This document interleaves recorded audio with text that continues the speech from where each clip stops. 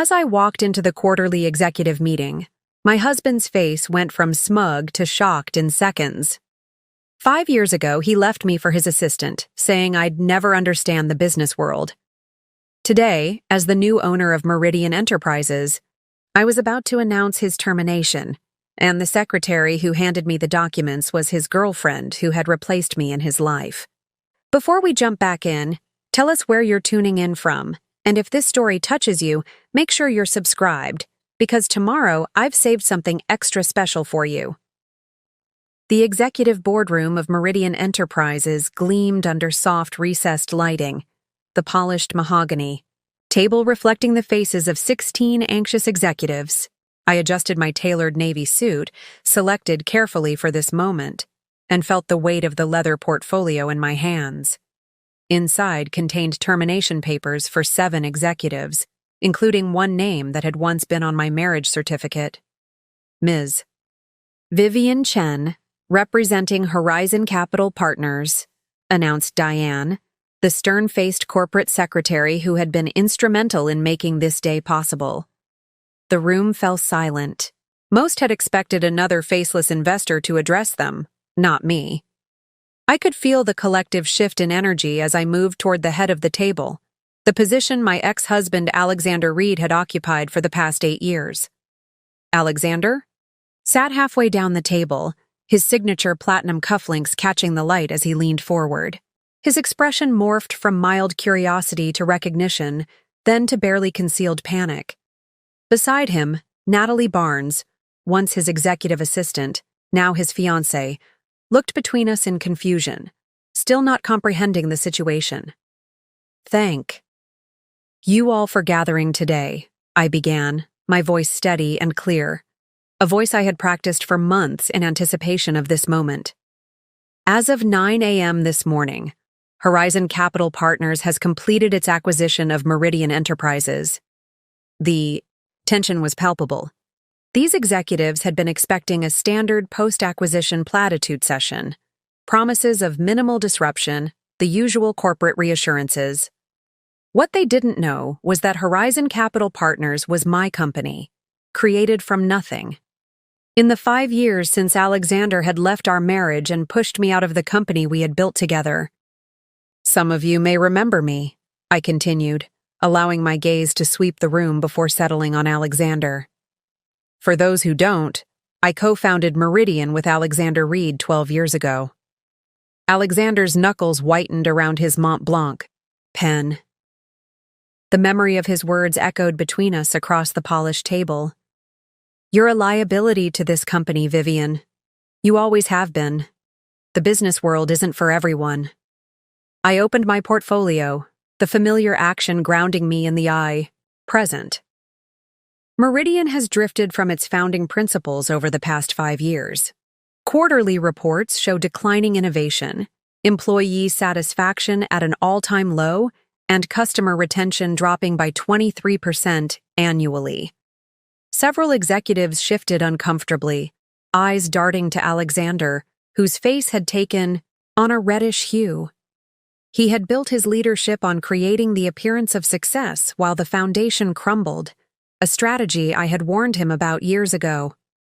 Immediate restructuring is necessary, I said, nodding to Diane, who began distributing sealed envelopes. 7 leadership positions are being eliminated effective immediately. The room erupted in murmurs as executives reached for the envelopes. With trembling hands, some would find standard meeting agendas, 7 would find termination agreements. Alexander didn't move to touch his envelope, already understanding its contents. Natalie reached for hers with manicured fingers, the 4-carat diamond on her left hand, so similar to the one Alexander had once given me, catching the light. This is absurd, Alexander finally spoke, his voice tight with controlled rage. You can't just walk in here and— The board unanimously approved the acquisition and restructuring plan this morning, I interrupted smoothly. Your performance reviews and financial discrepancies over the past 3 years provided all the evidence needed. 5 years ago, I couldn't have imagined being in this position. The night Alexander told me he was leaving, both our marriage And my position at Meridian? I had collapsed on our bedroom floor, sobbing as he methodically packed his clothes into a suitcase. "You've always been too emotional for business, Viv," he had said, not even looking at me as he selected which ties to take. "Natalie understands what it takes to succeed in this world. You never will." That night had broken me, but as I stood, now at the head of the boardroom table, I recognized it had also rebuilt me into someone stronger, more strategic, and far more dangerous than the woman Alexander had dismissed. That night had broken me. But as I stood now at the head of the boardroom table, I recognized it had also rebuilt me into someone stronger, more strategic, and far more dangerous than the woman Alexander had dismissed. "Those affected will be escorted to collect personal belongings," I continued, gesturing toward the door where security personnel now stood. "Severance details are outlined in your packets, contingent upon the standard non-disclosure agreements." Alexander pushed back, his chair abruptly, standing to his full height. "This is personal, not business," he hissed, loud enough for nearby executives to hear. "You've orchestrated this whole thing for revenge." I met his gaze steadily, feeling nothing but a cool detachment where pain had once lived. "On the contrary, Alexander, the 14 board members who voted unanimously this morning have never met me personally. They voted based on performance data and my proposed recovery strategy." I allowed a small smile. "Though I won't deny this particular aspect of the restructuring brings additional satisfaction." Natalie had finally opened her envelope, her face draining of color as she read its contents. Unlike Alexander, she hadn't been terminated, a deliberate choice on my part. Her skills had never been the issue, only her ethics.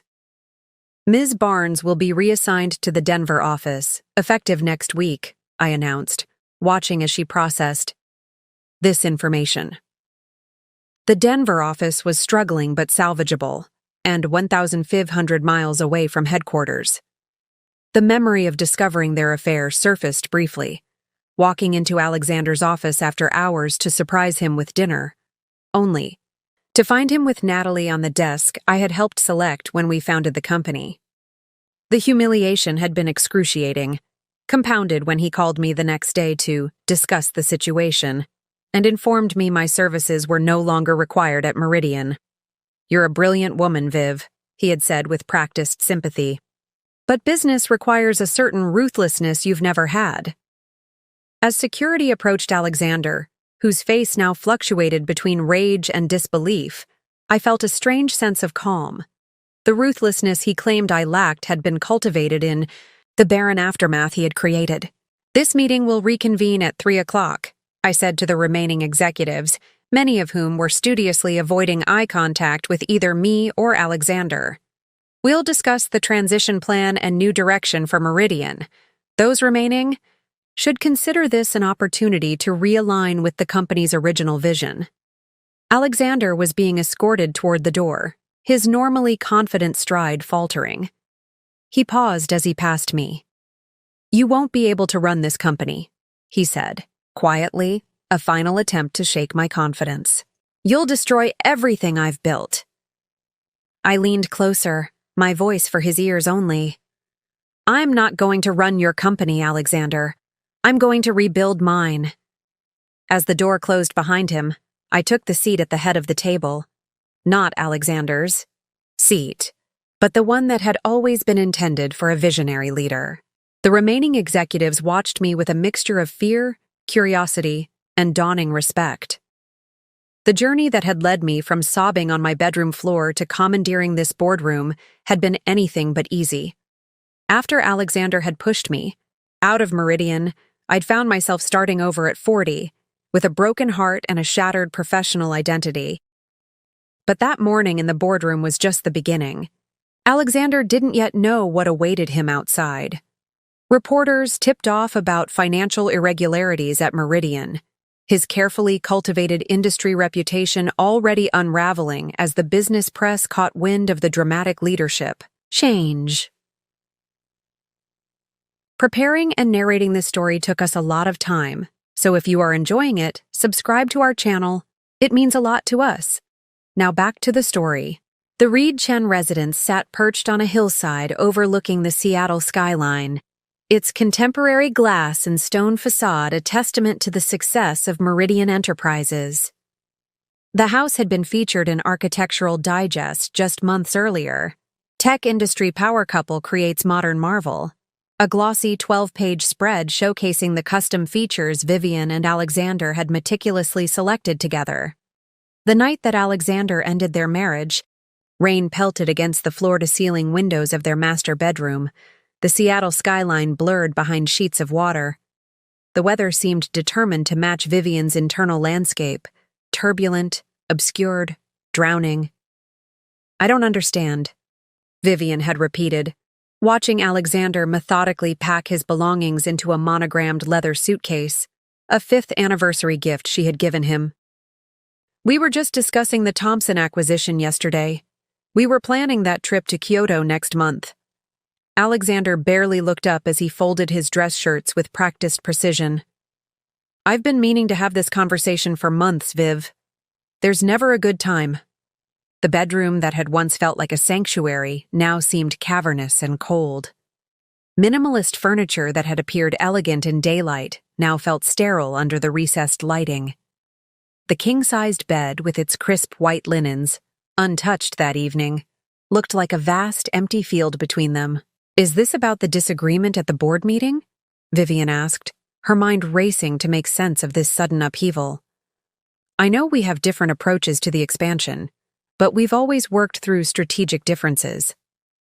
Alexander sighed, the sound heavy with practiced patience. He finally turned to face her, his expression a careful mask of regret that didn't quite reach his eyes. "This isn't about any single disagreement, Vivian. It's about fundamental incompatibility. Both, personally and professionally." He closed the suitcase with a definitive click. "I need a partner who understands what it takes to succeed at this level. Someone who can make the tough calls without getting emotional." The carefully controlled words landed like precise incisions. This wasn't an impulsive decision. This was a planned extraction, surgical and cold. "You're talking about Natalie," Vivian said, the realization crystallizing with nauseating clarity. The lingering meetings, the changed passwords, the subtle exclusions from key discussions over the past months, all suddenly making a terrible kind of sense. Alexander didn't deny it. "Natalie understands my vision for Meridian. She supports my decisions instead of constantly challenging them."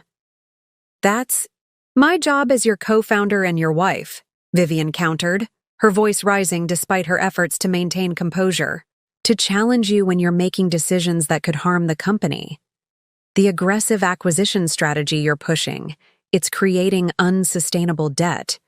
You know I'm right about this." A flash of irritation crossed Alexander's face, breaking through his composed facade. "This is exactly what I'm talking about. You're too cautious, too concerned with employee satisfaction and sustainability metrics when we need to be focused on growth at all costs." He picked up his suitcase, glancing around the room one final time. "I've already spoken with the board. We've agreed it's best if you step back from day-to-day operations at Meridian." The room seemed to tilt around Vivian. "You've spoken with the board? Without me? I'm the co-founder." "With a minority stake after the last funding round, Alexander. Kurt, a decision you were against, if you recall. A decision that gave us the capital to become what we are today." He reached for the door handle. "You'll be well compensated, of course. The terms are fair." "Fair?" The word came out as barely a whisper. Alexander paused in the doorway, his silhouette framed against the hallway light. For a moment, Vivian thought, she saw a flicker of genuine regret cross his face. "You're a brilliant woman, Viv, but business requires a certain ruthlessness you've never had." Then he was gone, footsteps echoing down the hallway, leaving Vivian standing in the center of their meticulously designed bedroom, the sound of rain against glass, the only response to her unraveling world. She didn't move for hours, standing, frozen as if motion might confirm that this new reality was permanent. Outside, The Seattle skyline emerged gradually as the storm cleared, lights twinkling against the night sky. The city looked the same, impossibly unchanged, while everything inside had been destroyed. The home that had been featured in magazines now felt like an elaborate stage set. Beautiful, but hollow, designed for a life that no longer existed. Every carefully selected piece of furniture, every thoughtfully chosen artwork suddenly seemed to belong to different people, characters in a story that had unexpectedly ended. The walk-in closet Alexander had just emptied had been designed with dual sides, his and hers, with a center island of drawers they shared. Now his absence created a physical void that echoed the emotional one tearing through her chest. His cologne lingered in the air, the scent both comforting and nauseating in its familiarity. The night stretched endlessly as Vivian finally moved from standing to sitting on the edge of the bed, her body folding in on itself as the magnitude of the loss engulfed her. Not just her marriage, but her company, her professional identity and life's work, all excised in one clinical conversation. By morning, when the first rays of sunlight broke through the automated blinds, programmed by Alexander to rise at precisely 6:15 a.m., Vivian had not slept. Her eyes, swollen from crying, looked out at the city spread below. A city where somewhere Alexander and Natalie were beginning their new life amid the ruins of hers. The house, designed to showcase their success, now felt like a mausoleum for her dreams. Every corner held memories of plans made, celebrations shared, a future mapped out in confident detail. The kitchen where they'd hosted dinner parties for investors. The dining room where they'd signed their first major client contract, too excited to wait until they reached the office. The terrace where they'd toasted each funding round, each milestone. Vivian moved through these spaces like a ghost, touching surfaces, remembering. The pain was physical, a constrictive pressure in her chest, a hollowness in her stomach, a persistent trembling in her hands that wouldn't subside no matter how tightly she clasped them. When her phone rang at precisely 9 a.m., Alexander's name appearing on the screen, Vivian almost didn't answer. But some remaining professional instinct, some deeply ingrained sense of responsibility to the company they'd built, compelled her to accept the call. "I'm glad you picked up," Alexander said, his voice brisk, already shifted into full business mode. "I've scheduled a meeting with HR at 11 noon to discuss your transition package. It would be best if you came to the office one last time to sign the paperwork." Vivian listened, her free hand gripping the kitchen counter so hard her knuckles whitened. Through the phone, she could hear the familiar sounds of Meridian's headquarters, gentle conversation, the espresso machine in the break room, phones ringing, life continuing as normal in the company she had helped create. "Vivian? Are you there?" Alexander's impatience leaked through. "Yes," she managed, the single word an accomplishment against the tightness in her throat. "Good. 11 a.m. then. Natalie, we'll send you the details of what to bring. We'll need your company laptop and access cards." The casual mention of Natalie, now apparently handling the logistics of Vivian's professional execution, sent a fresh wave of nausea through her. The woman who had replaced her in Alexander's bed was now facilitating her removal from the company she had co-founded. "I'll be there," Vivian said, surprising herself with the steadiness in her voice. After hanging up, she moved to the master bathroom, a sanctuary of marble and glass she had designed herself. The woman in the mirror was unrecognizable, pale, hollow-eyed, diminished. For a moment, Vivian simply stared at this stranger, this shell of the confident entrepreneur who had graced magazine covers alongside Alexander as tech's most dynamic power couple. Then, with hands that trembled slightly less than before, she reached for her makeup bag. If she was to be executed professionally, she would not go without dignity. She would face Alexander, Natalie, and the HR team as Vivian Chen, co-founder of Meridian Enterprises, not as the shattered woman who had stood immobile in her bedroom all night. Layer by layer, she rebuilt her exterior. Foundation, concealer, subtle contour, a sweep of blush to bring life back to her pallor. The familiar ritual was anchoring, each product a small step toward reclaiming some semblance of control. By the time she selected a crisp white shirt and charcoal pencil skirt from her closet, something had shifted imperceptibly within her. The pain remained, raw and overwhelming, but alongside it, something else had begun to take root. Not hope, not yet, but perhaps its prerequisite, a determination to survive this moment, and the next, and the one after that. The house, with its soaring ceilings and perfect views, had been designed to impress, to announce to the world that Vivian Chen and Alexander Reed had arrived. Now, as Vivian gathered her car keys and professional portfolio, she recognized it for what it truly was, a beautiful, empty shell that had never been a home. As she stepped through the front door toward her waiting car, Vivian didn't know yet what would rise from the ashes of this devastation. She couldn't imagine that 5 years later she would stand at the head of a boardroom table, watching Alexander's face contort with shock as she reclaimed what he had taken. She knew only that she had to survive this day, and she would, with her head held high and her wounds carefully concealed behind a mask of professional composure. The Seattle skyline gleamed in the morning sunlight as she drove toward Meridian headquarters one last time, unaware that this ending was actually the first step in a remarkable beginning. The Meridian Enterprises headquarters occupied the top 8 floors of a gleaming downtown Seattle skyscraper.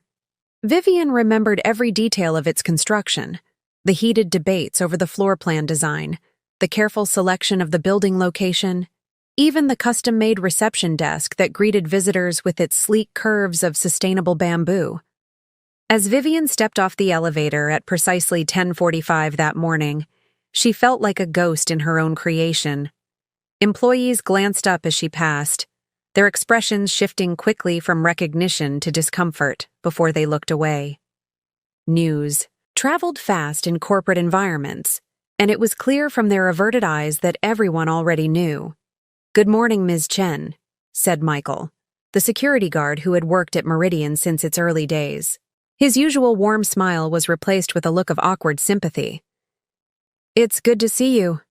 Vivian nodded, unable to trust her voice. She had known these halls would feel different today, but she hadn't anticipated the acute sense of alienation, of suddenly being an outsider in the very space she had helped design. The receptionist, a recent hire who Vivian didn't recognize, looked up with a professionally neutral expression. "Ms. Chen, Human Resources is expecting you. 5th floor, conference room C. Not the executive floor, not Alexander's office or the main boardroom. Conference room C, the small windowless space typically used for entry-level interviews and vendor meetings." The message was clear. This was to be as quick and clinical as possible. "Thank you," Vivian replied, her voice steadier than she felt. The elevator ride to the 5th floor felt interminable. 2 junior developers joined her, their animated conversation about code dropping into uncomfortable silence when they recognized, Vivian kept her eyes fixed on the changing floor numbers, her reflection in the polished elevator doors showing a woman composed and professional, the careful mask betraying none of the turmoil beneath. Conference room C was exactly as she remembered, utilitarian and bland, with motivational posters that had been selected by a consultant years ago. Waiting inside were Stephanie Winters from Human Resources, a man Vivian didn't recognize who was clearly an attorney, and Natalie Barnes. Natalie sat with perfect posture in a dress Vivian recognized from the company's last holiday party. The irony wasn't lost on her. While Vivian had been home hosting executives and their spouses, Natalie had already been more than Alexander's assistant. "Vivian, thank you for coming in," Stephanie began, her professional tone barely concealing her discomfort. "This is Marcus Bennett from Legal." Vivian took the seat across from them, placing her portfolio carefully on the table. "Where's Alexander?" Mr. Reed thought it would be best if he wasn't present for this discussion. Natalie answered smoothly. He wanted to ensure the transition was handled with appropriate sensitivity. The audacity of his absence, of sending his mistress instead, struck Vivian with such force that she nearly laughed. This, then, was the final indignity, being processed out of her own company by the woman who had replaced her, while Alexander couldn't even face her. "I see," Vivian said, the two simple words containing volumes. Marcus Bennett cleared his throat, sliding a thick document across the table. "We've prepared a comprehensive severance package that I believe you'll find quite generous." Vivian didn't reach for it immediately. "Before we begin, I'd like to understand exactly what the board has been told about my departure." Stephanie and Marcus exchanged glances. Natalie's expression remained perfectly controlled. "The official communication states that you're stepping back to pursue other interests," Stephanie offered. "Alexander was quite insistent that your contribution to Meridian be acknowledged appropriately." "How thoughtful of him," Vivian said, unable to keep the edge from her voice. She finally reached for the document, opening it to scan the first page. The language was dense with legal terminology, but the essence was clear. In exchange for her shares being bought at a predetermined rate and a substantial severance package, she would relinquish all claims to Meridian Enterprises and sign a comprehensive non-compete agreement. The non-compete covers all technology and software development in our market for a period of 3 years, Marcus explained, pointing to the relevant section. 3 years. Alexander wasn't just removing her from Meridian. He was effectively barring her from working in her field for 3 years. The calculated ruthlessness of it took her breath away. "And if I don't sign?" Vivian asked, though she already knew the answer. Marcus's expression tightened slightly. "Mr. Reed hoped it wouldn't come to that. But should you choose not to accept these terms, the company is prepared to proceed with a performance-based termination." "Performance-based?" Vivian repeated, the words tasting bitter. Natalie leaned forward slightly. "There's documentation of several instances where your cautious approach caused Meridian to miss key market opportunities. The board has reviewed these cases and supports the assessment." Of course they had. Alexander had been systematically building his case, likely for months. The disagreements that she had thought were normal strategic debates between co-founders had been carefully documented and presented as failures on her part. Vivian looked at Natalie directly for the first time, taking in the woman who had been her husband's executive assistant for the past 2 years. She was younger, certainly, but it wasn't just youth that Alexander had chosen. It was compliance. Where Vivian challenged, Natalie supported. Where Vivian urged caution, Natalie encouraged risk. She was everything Vivian wasn't, and at this moment, that included being on the winning side of this corporate coup. "I'd like a moment to review the documents in private," Vivian said, her voice remarkably steady. "Of course," Stephanie replied, looking relieved at the prospect of a brief escape from the tension. "We'll be just outside when you're ready." As the door closed behind them, Vivian finally allowed her carefully maintained expression to crumble. The conference room that had felt small before now seemed to be closing in around her. She had helped build Meridian from an idea to a company valued at over $300 million, and now she was being erased. Efficiently, legally, completely. She flipped through the agreement, skimming the sections detailing what she would receive and what she would give up. The financial terms were indeed generous, as Marcus had said. Alexander was buying her silence and her absence at a premium price. A knock at the door startled her. Instead of Stephanie or the others, it was Lisa Kwan, Meridian's VP of Product Development, and one of the few executives Vivian had personally hired years ago.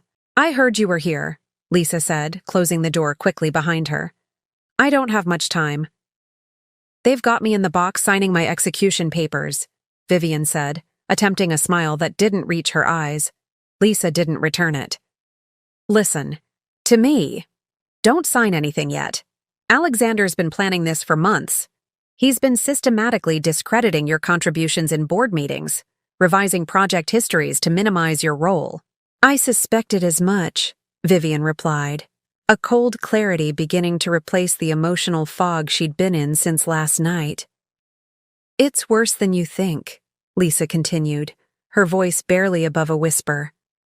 He's moving Meridian in a completely new direction, massive leveraging for rapid acquisition of competitors. The conservative approach you've advocated? He's doing the exact opposite. He's gambling everything on aggressive expansion. Vivian felt a flicker of vindication. She'd been warning about the dangers of over-leveraging for months, concerns Alexander had dismissed as overly cautious. Why are you telling me this? Vivian asked. Lisa glanced nervously at the door. Because it's wrong, what he's doing. Not just to you personally, but to the company. And because, she hesitated, because I'm leaving too. I gave my notice this morning. Several of us are. The realization that she wasn't alone in her concerns about Alexander's leadership provided an unexpected spark of strength. If others could see it too, if Lisa, one of their most valuable executives, was walking away, perhaps Vivian's judgment hadn't been as clouded by emotion as Alexander had claimed. Thank you, Vivian said, reaching out to squeeze Lisa's hand. This means more than you know. Just be careful, Lisa warned, moving toward the door. Alexander's not the man we thought he was. And Natalie, she shook her head. She's ambitious, very ambitious. As Lisa slipped out, Vivian returned her attention to the agreement before her. The parameters of her challenge were now crystal clear. Alexander had orchestrated not just the end of their marriage, but the systematic dismantling of her professional reputation. He had rewritten their shared history to position himself as the visionary and Vivian as the liability. And he had selected in Natalie someone who would reinforce rather than challenge his worst instincts. The pain of betrayal remained, a physical ache beneath her ribs. But alongside it, something else was taking shape. A cold, clear determination. Alexander believed he had won. He believed she would sign these papers, take the money, and disappear into obscurity while he drove their company toward his vision of success. What he didn't understand, what he had always underestimated, was exactly what Vivian was capable of when pushed to her limits. When Stephanie, Marcus, and Natalie returned to the conference room, they found Vivian sitting calmly, the agreement closed before her. Have you had sufficient time to review the terms? Marcus asked, retaking his seat. Yes, Vivian replied. And I have a counter-proposal. The surprise on their faces would have been amusing under different circumstances. A counter-proposal isn't really the purpose of this meeting, Natalie began, her tone condescending. Nevertheless, I have one, Vivian continued, her voice gaining strength with each word. I'll sign the agreement as written, with one modification to the non-compete clause. Marcus frowned. The non-compete is a standard. I want it reduced. To 1 year instead of 3, Vivian interrupted. 1 year, and I walk away quietly. Mr. Reed was very specific about the 3-year term, Natalie said, her expression hardening. Vivian looked directly at her, seeing for the first time not just her replacement but her opponent. Then Mr. Reed can tell me that himself. I won't negotiate my future with his proxy. The tension in the room shifted palpably. This wasn't proceeding according to the script Alexander had prepared. I'll need to consult with Mr. Reed, Marcus said, gathering his papers. You do that? Vivian replied. I'll wait. As they filed out, leaving her alone again, Vivian felt a strange sense of calm settling over her. This small act of resistance, this refusal to simply comply with Alexander's terms, was the first step toward reclaiming her agency. She didn't yet know how she would rebuild from these ashes. She couldn't imagine that in 5 years she would stand at the head of Meridian's boardroom table, watching Alexander's face contort with shock as she announced his termination. She had no way of knowing that this crushing defeat would eventually lead to her greatest triumph. But in this moment, in this sterile conference room where Alexander had intended to finalize her corporate execution, Vivian Chen made a silent promise to herself. This was not the end of her story. It was merely the beginning of a new chapter, one that Alexander Reed would come to regret provoking with every fiber of his being. 45 minutes later, the door to conference room C opened again. Alexander Reed entered alone, his presence immediately filling the small space with a tension that hadn't existed before. He wore the gray Tom Ford suit Vivian had given him for his last birthday, the irony of which wasn't lost on her.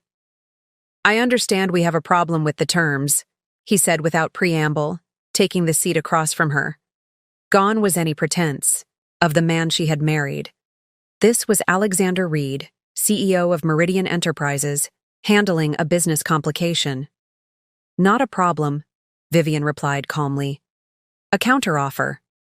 Alexander studied her, perhaps surprised by her composure. He had likely expected tears, emotional pleas, the overreaction he had always accused her of during their disagreements. "The 3-year non-compete is non-negotiable," he said finally. "The board is adamant about protecting Meridian's interests." "The board," Vivian repeated. "Or you, Alexander?" Something flickered across his face. Irritation, perhaps, at being challenged. "In this case, our interests align perfectly. You know too much about our strategy, our clients, our intellectual property. 3 years gives us adequate protection. It also ensures I can't work in my field until I'm practically obsolete in the tech world," Vivian observed. "Quite convenient. For you." Alexander leaned back, his expression hardening. "This isn't personal, Vivian. It's business." The words hung in the air between them, so patently false that Vivian almost laughed. Nothing could be more personal than this. The man who had shared her bed, her dreams, her company, now clinically excising her from all three. "If it were just business," she said carefully, "you would have bought me out months ago when we first disagreed about the acquisition strategy. Instead, you built a case against me, documented our strategic disagreements as my failures, and presented them to the board only after you'd secured their loyalty." Alexander's jaw tightened almost imperceptibly. "You're making this more difficult than it needs to be." "Am I?" Vivian leaned forward. "Tell me something, Alexander. When did it start with Natalie? Before or after you decided I was a liability to Meridian?" "That's irrelevant to these proceedings," he replied coldly. "Indulge me. It's the least you can do." Alexander checked his watch, a gesture Vivian recognized from countless meetings when he was growing impatient. "If you must know, Natalie, and I recognized our compatibility about a year ago. But that has nothing to do with this business decision." A year. While Vivian had been working 70-hour weeks helping build Meridian, Alexander had been pursuing her eventual replacement, professionally and personally. The timeline made the betrayal even more calculated than she had imagined. "I see," she said, her voice steady, despite the fresh wave of pain his admission triggered. "Well, since we're being so honest with each other, let me be clear about something. I built this company alongside you. Every client we signed, every product we developed, every dollar of funding we secured, I was there. You don't get to rewrite that history just because it's inconvenient for your new narrative." Alexander's expression remained impassive, but Vivian could see the subtle signs of his growing frustration. The slight tightening around his eyes, the almost imperceptible tap of his index finger against the table. "No one is denying your early contributions," he said, his tone measured. "But companies evolve, Vivian. What Meridian needs now isn't what it needed 5 years ago. Your conservative approach was holding us back from necessary growth. My conservative approach kept us solvent during the 2018 downturn when 3 of our competitors folded," Vivian countered. My conservative approach is why we have a cash reserve while others operate on venture funding and prayer. Alexander's patience was visibly thinning. This is exactly why we're here today. You see threats everywhere, Vivian. I see opportunities. The tech world rewards bold moves, not cautious hedging. The tech world is littered with the corpses of companies that made bold moves on borrowed money, Vivian replied. She reached for the agreement, flipping to the non-compete section. 1 year, that's my offer. 1 year, and I sign everything else as is. Alexander studied her for a long moment, calculation evident in his gaze. 2 years. Final offer. Vivian considered. 2 years was still a significant handicap, but it wasn't the professional death sentence that 3 years would have been in the rapidly evolving tech industry. Fine, 2 years, she agreed. Have legal redraft it, and I'll sign this afternoon. Alexander nodded once, standing to signal the end of their negotiation. He hesitated for a moment, as if there were something more he wanted to say. Whatever it was, he thought better of it. The revised agreement will be ready by 3, he said, moving toward the door. Stephanie will contact you. Alexander, Vivian said, stopping him before he could leave. One more thing. He turned, his hand already on the door handle. You've won. You have the company, the board support, and Natalie. You have everything you want. Vivian met his gaze directly. Remember this moment. Something like unease flickered across Alexander's face before he masked it with a businesslike nod. Goodbye, Vivian. The door closed behind him, and Vivian was alone again in the sterile conference room. The conversation had transpired exactly as Alexander had planned, except for her small victory on the non-compete clause. He had arrived expecting capitulation and instead encountered resistance. It was minimal, certainly, but it was something. Vivian gathered her things slowly, in no rush to leave this final act of her time at Meridian. Through the glass walls of the conference room, she could see life continuing in the office beyond. Employees, at their desks, conversations in the hallway, the mundane rhythm of corporate existence undisturbed by the personal and professional earthquake she had just experienced. As she stepped out of conference room C for the last time, Vivian felt oddly disconnected from her surroundings, as if she were observing the scene from a great distance. The Meridian offices, once so familiar, now seemed alien, a place where she no longer belonged. She made her way to her office on the executive floor to collect her personal belongings, aware of the eyes following her progress. The corner office, that had been hers since Meridian's earliest days, was already being packed up. 2 facilities employees carefully removing her awards and photographs from the walls. Ms. Chen, one of them said, looking uncomfortable. We were told to have this cleared by end of day. I'm sorry, we didn't know you'd be coming by. It's fine, Vivian said, noting that the plants she had carefully tended for years had already been removed. I just need a few personal items. She gathered what remained. A small jade figurine that had been her grandfather's, a fountain pen from her first mentor, a framed photograph of her parents. So little to show for years of her life invested in these walls. Across the floor, through the glass partition that separated their offices, Vivian could see Alexander in conversation with Natalie. They weren't touching. They were too professional for that in the office. But there was an intimacy to their posture that spoke volumes. They were already planning, already moving forward into the future they had constructed on the ruins of her past. As Vivian placed her office key and security badge on the desk, her final surrender of the company she had helped build, something shifted within her. The pain was still there, a physical presence beneath her ribs, but it had transformed into something harder, more defined.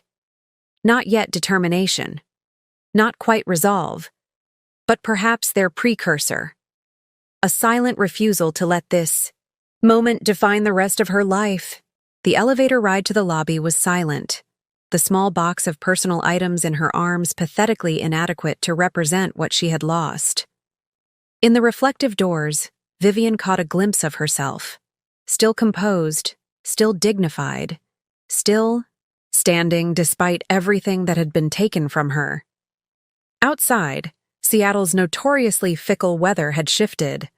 The morning's clear skies replaced by gathering storm clouds that matched her internal landscape. As Vivian placed her box in the passenger seat of her car, the first heavy drops of rain began to fall, quickly becoming a downpour that obscured the Meridian building behind sheets of water. She sat motionless behind the wheel, watching as employees hurried in and out of the building's revolving doors, umbrellas unfurling against the deluge.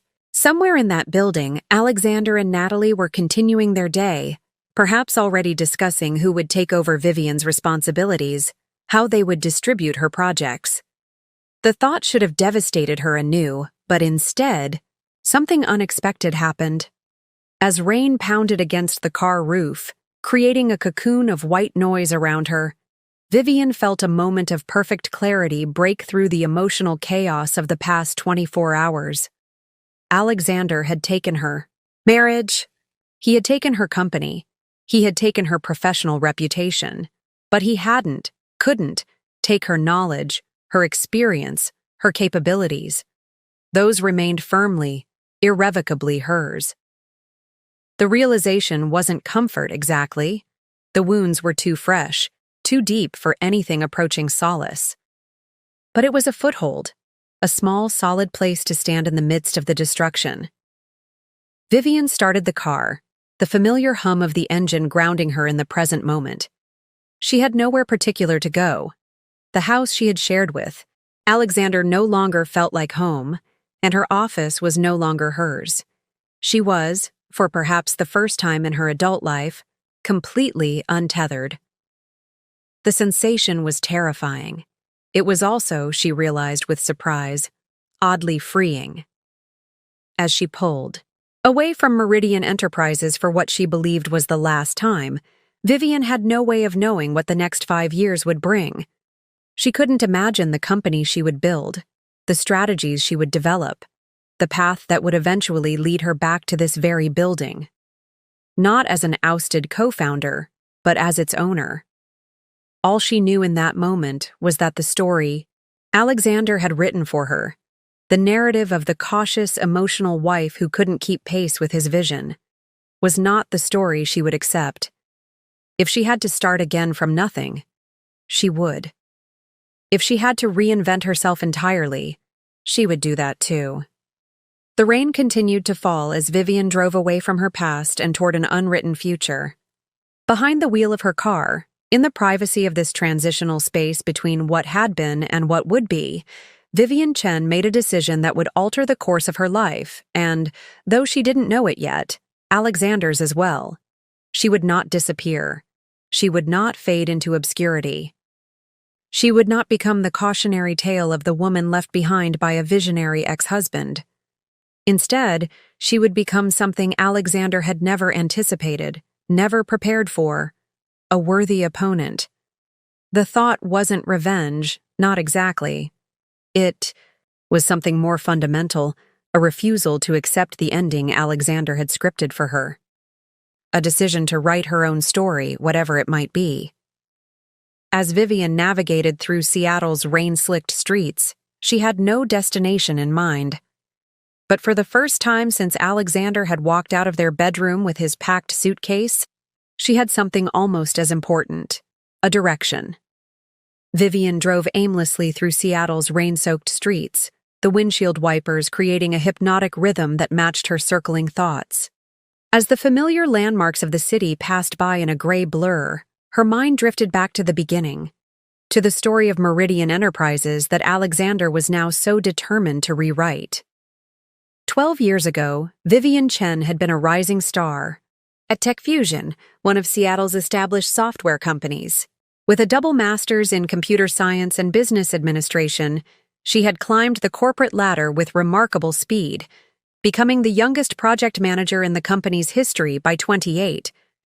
It was at Tech Fusion that she first met Alexander Reed, a charismatic sales executive whose ability to charm clients was unmatched in the industry.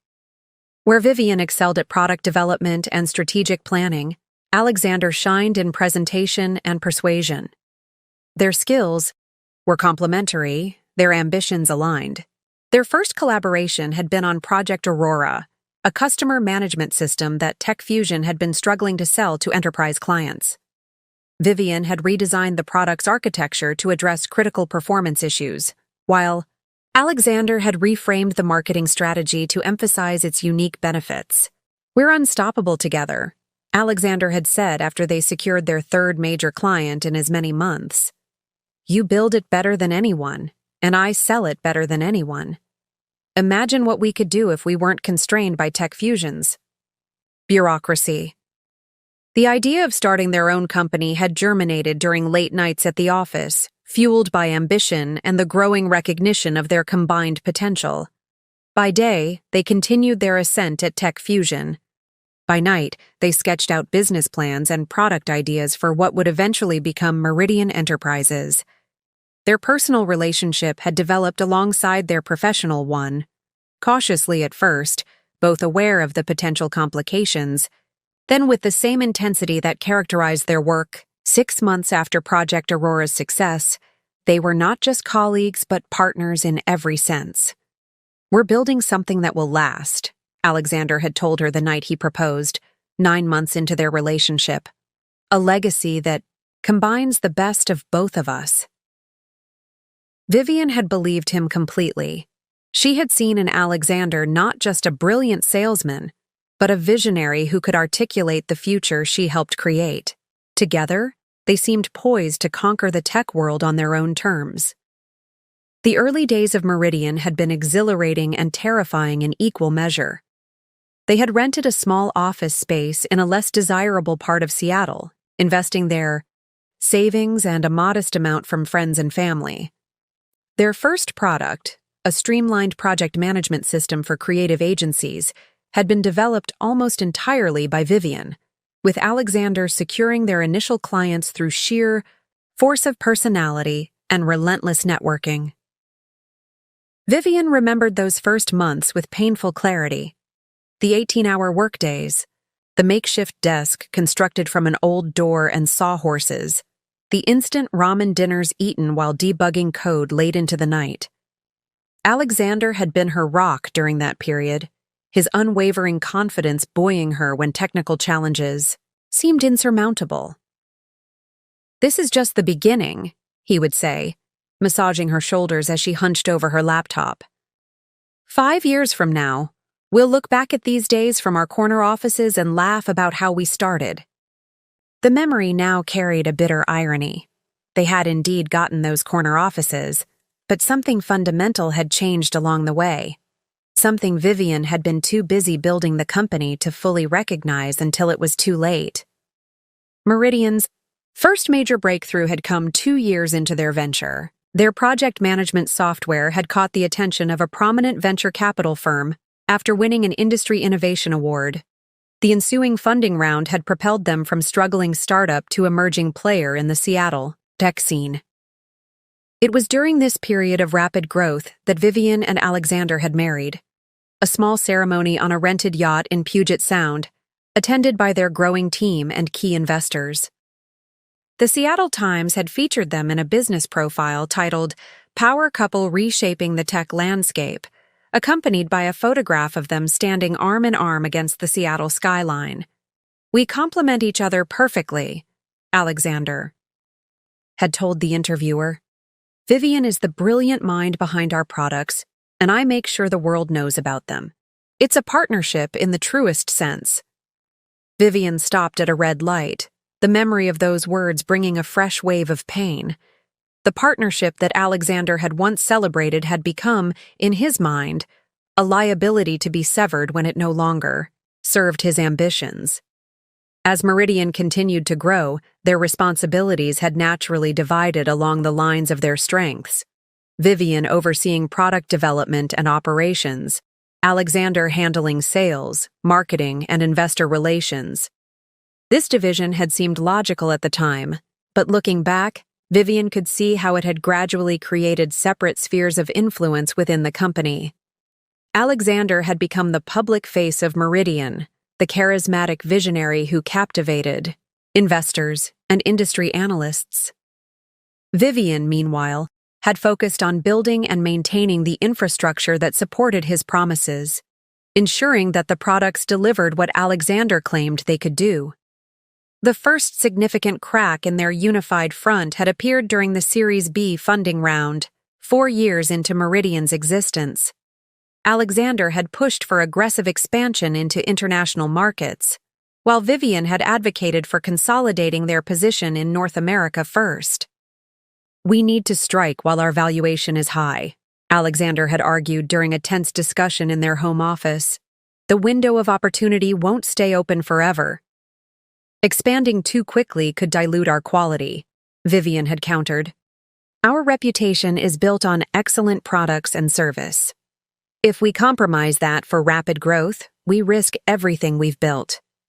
The debate had escalated into their first truly serious argument as both business partners and spouses. In the end, they had reached a compromise, a measured expansion into European markets while maintaining their focus on product excellence. At the time, Vivian had viewed the resolution as evidence of their partnership's strength. Now she wondered if Alexander had seen it differently, as the first instance of her standing in the way of his grander vision. The subsequent years had brought increasing success and recognition for Meridian. Their client list expanded to include Fortune 500 companies, their product suite grew more sophisticated, their headquarters moved to the downtown skyscraper that Vivian had just left for the last time. With success had come new pressures and greater divergence in their management styles. Alexander pushed continually for faster development cycles, more aggressive marketing claims, and rapid expansion into adjacent markets. Vivian maintained her focus on sustainable growth, employee retention, and product integrity.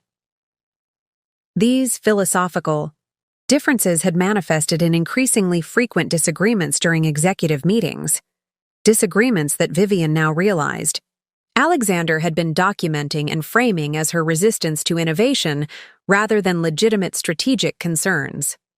The watershed moment had come approximately a year ago, around the same time that Alexander had apparently begun his relationship with Natalie. Meridian had been approached by their largest competitor, Vertex Solutions, with a potential merger offer. Alexander had been enthusiastic about the possibility, seeing it as a fast track to becoming the undisputed industry leader. Vivian had been more cautious, concerned about the competitor's debt load and questionable accounting practices. She had conducted a thorough analysis of Vertex's financials and discovered several red flags that suggested the company was overvalued and potentially hiding significant liabilities. This merger would be a mistake, she had told the executive team, presenting her findings in a detailed report. Vertex is using creative accounting to mask serious cash flow problems. If we merge with them, we inherit those problems and put everything we've built at risk. Alexander had been visibly frustrated by her opposition, especially in front of the executive team. "This is exactly why we're falling behind more innovative companies," he had said dismissively. "Analysis paralysis. Sometimes you have to take bold action based on vision, not just spreadsheets." The merger discussions had ultimately been tabled, a decision that Alexander had clearly resented. Looking back, Vivian could now see that this had likely been the moment when he had decided she needed to be removed from Meridian's leadership. It was also around this time that Natalie Barnes had been promoted from the general administrative pool to become Alexander's dedicated executive assistant, a decision Vivian had supported, impressed by the young woman's efficiency and apparent dedication to the company. The rain had eased to a gentle drizzle as Vivian found herself driving along the waterfront. To her right, the steel-gray waters of Puget Sound stretched toward the horizon. To her left, the city that had been the backdrop for her rise, fall, and, though she didn't know it yet, her eventual resurrection.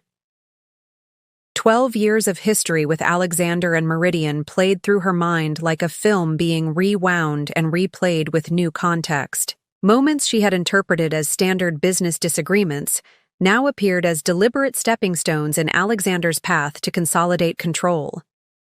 Decisions she had viewed as compromises were revealed as tactical retreats on his part, biding time until he could move forward unimpeded.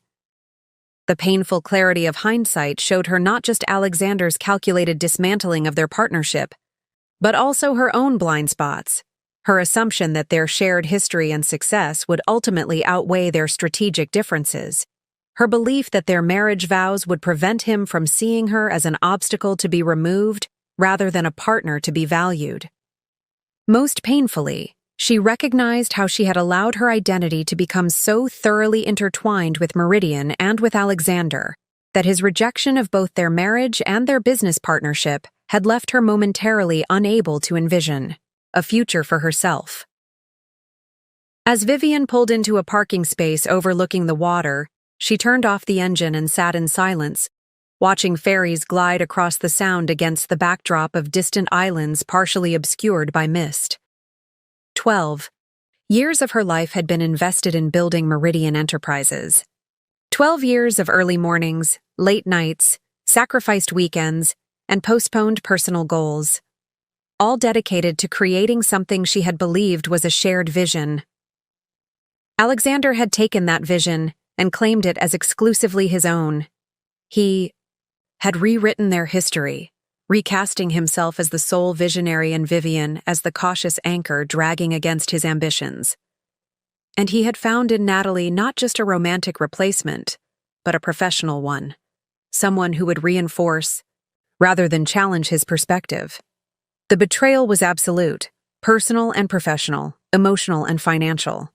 It was designed to be total in its devastation, leaving Vivian with nothing but memories and a severance package meant to ensure her continued silence and irrelevance. What Alexander hadn't counted on, what he had fundamentally misunderstood, despite their years together, was that Vivian Chen was not defined solely by her relationship to him or to Meridian Enterprises. The skills, intelligence, and determination that had helped build a successful company from nothing remained intact, regardless of what had been taken from her. As the last of the rain clouds parted, allowing weak sunlight to glimmer across the water's surface, Vivian made a decision. She would sign the revised agreement tomorrow, accepting the 2-year non-compete restriction and whatever other terms Alexander demanded.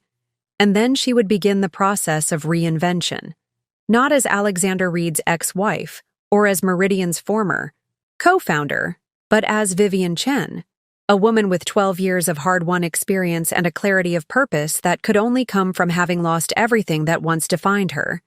She didn't yet know what form this reinvention would take. She couldn't imagine that 5 years later, she would stand at the head of Meridian's boardroom table, watching Alexander's face contort with shock as she announced her ownership of the company he had taken from her. All she knew was that the story wasn't over. It was merely entering a new chapter, one that Alexander Reed had not anticipated and could not control.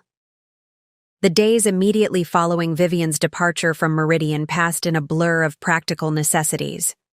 She signed the revised separation agreement, with its 2-year non-compete clause, without further negotiation. She put the house she had shared with Alexander on the market, unable to bear the echoing emptiness of spaces once filled with shared ambitions. She moved into a minimalist downtown apartment with floor-to-ceiling windows overlooking Elliott Bay, a clean slate, devoid of memories. These actions were performed with mechanical efficiency, her emotional responses temporarily suspended as she focused on the logistics of dismantling her former life. Friends and family expressed concern about her composed demeanor, expecting tears or rage that never materialized. What they couldn't see was that beneath this calm exterior, Vivian was meticulously analyzing her situation with the same strategic thinking she had once applied to Meridian's business challenges. 1 month after signing the separation agreement, on a crisp autumn morning, Vivian sat at her new dining table with a blank notebook before her. The page was headed with a single question. What now? The non-compete agreement prevented her from working directly in software development for enterprise clients, the field she had dedicated her career to thus far. Alexander had effectively blocked her most obvious path forward, but as Vivian stared at the blank page, she recognized that this restriction, while significant, was also narrowly defined. She couldn't create products that competed with Meridian for 2 years. She couldn't work for Meridian's competitors. But there were no restrictions on consulting, on education, on investment activities, or on developing expertise in adjacent industries. The realization sparked the first genuine smile she had experienced since Alexander's departure. He had tried to build a cage, but had left multiple doors unlocked. By evening, her blank page had transformed into a complex mind map detailing potential paths forward. 3 main branches emerged from her central question. Knowledge development, gaining expertise in areas complementary to, but not directly, competing with her existing skill set. Network building, cultivating relationships with key players in the tech industry who might become allies in her future endeavors. Financial positioning, strategically investing her severance package to build resources for whatever came next. Over the following weeks, these 3 branches became Vivian's roadmap. She enrolled in an intensive financial analysis program at the University of Washington, focusing specifically on mergers and acquisitions in the tech sector. She joined 3 industry organizations focused on women in technology leadership, carefully selecting those that Alexander had always dismissed as unnecessary networking. Most significantly, she reached out to Lisa Kwan, who had left Meridian shortly after Vivian's departure. "I'm not asking you to betray any confidences," Vivian assured Lisa over coffee at a quiet cafe far from Meridian's offices. "I just want to understand what's happening in the industry from someone whose judgment I trust." Lisa studied Vivian carefully before responding. "Alexander is doing exactly what you warned against. Meridian has acquired 3 smaller competitors in the past 6 months, all financed through significant leveraging.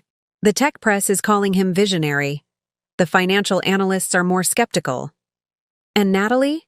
Vivian asked, surprising herself with how steady her voice remained when speaking her replacement's name.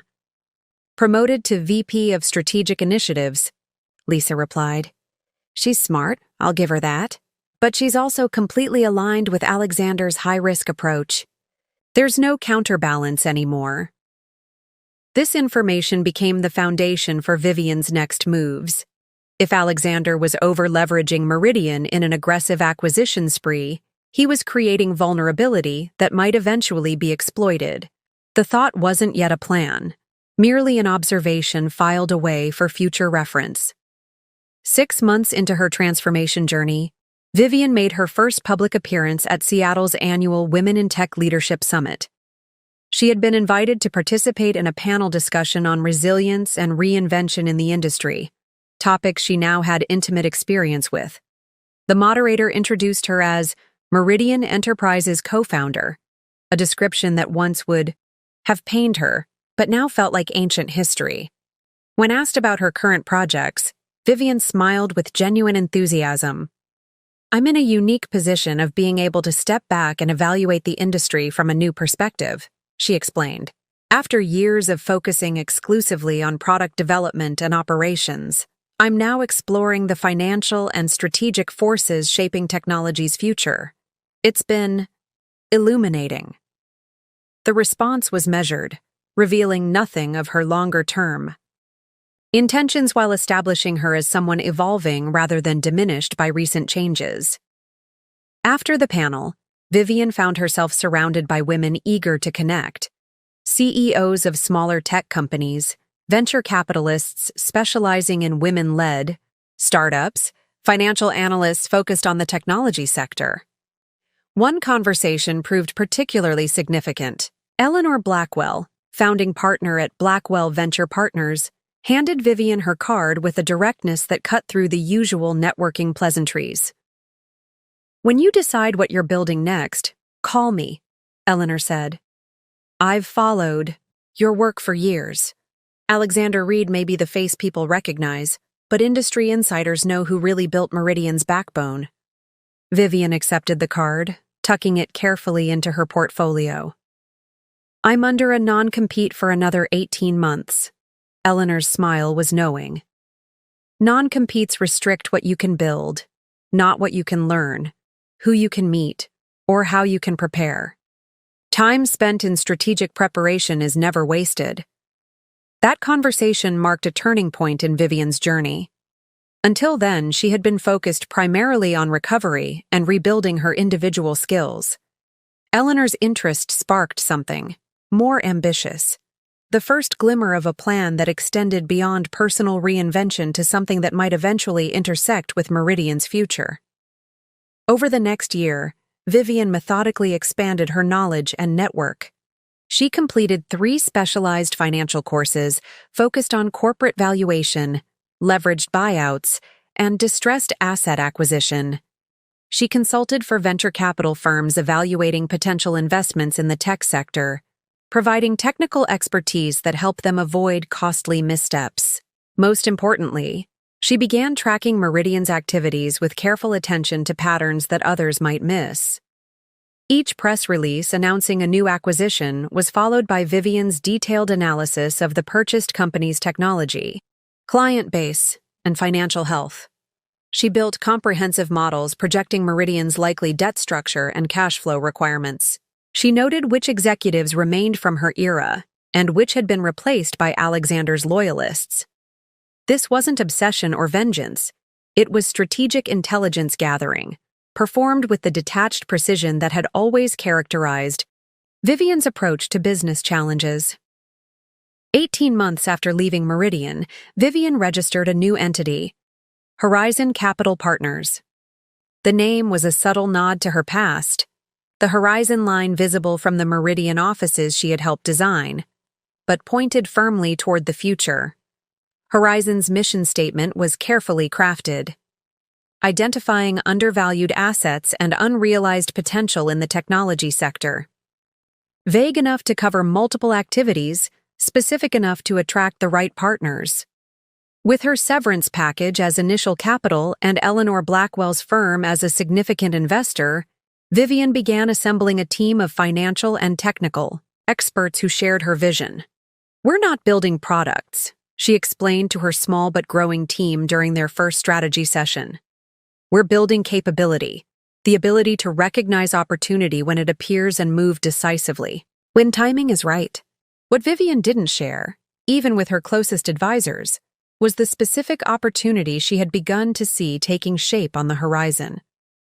Meridian's aggressive expansion under Alexander's leadership was showing early signs of strain. 2 consecutive quarters had seen them just barely meeting earnings expectations. Industry analysts had started questioning the sustainability of their acquisition strategy. The company's debt-to-equity ratio had reached levels that would make refinancing challenging in anything less than ideal market conditions. These weren't yet critical problems. Meridian remained profitable and growing, but they were hairline. Cracks in the foundation that only someone intimately familiar with the company's true structure would recognize as potentially serious. 22 months after signing the separation agreement, with the non-compete restriction just weeks from expiring, Vivian received an unexpected call from James Patterson, one of Meridian's original board members, and the only one who had occasionally sided with her strategic perspective during her final year at the company. This is probably crossing a line, James began without preamble. But I think you should know that Vertex Solutions is making another approach to acquire Meridian. Vivian's pulse quickened. Vertex, the same competitor whose merger Alexander had pushed for and Vivian had opposed due to their questionable financials. That's interesting timing, she replied carefully. May I ask why you're telling me this? James was silent for a moment before answering. Because you were right about them 2 years ago. Their financials are even more concerning now, but Alexander is championing the deal as Meridian's path to market dominance. The board is divided. After ending the call, Vivian stood at her apartment window, looking out at the Seattle skyline, where Meridian's headquarters was clearly visible among the downtown towers. The information James had shared wasn't just industry gossip.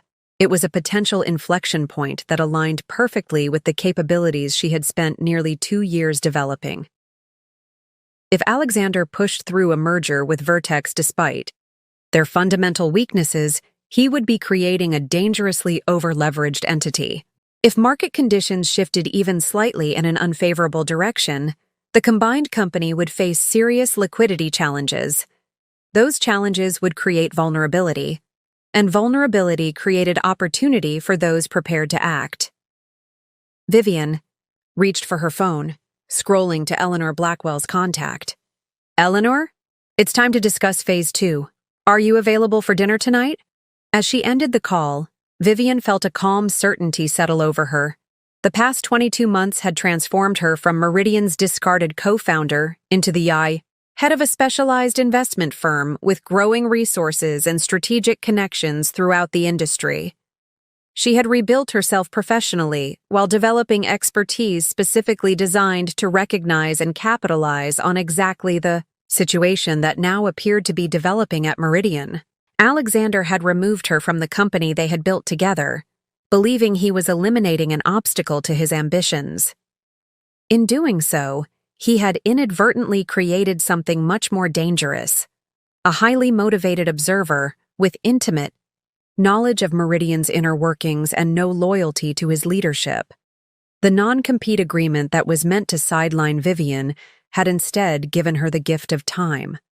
Time to study, to plan, to build new alliances, and to position herself precisely where she needed to be when opportunity emerged. As Vivian prepared for her dinner with Eleanor, selecting a sharp black suit that symbolized this new chapter, she reflected on how completely her journey had transformed her.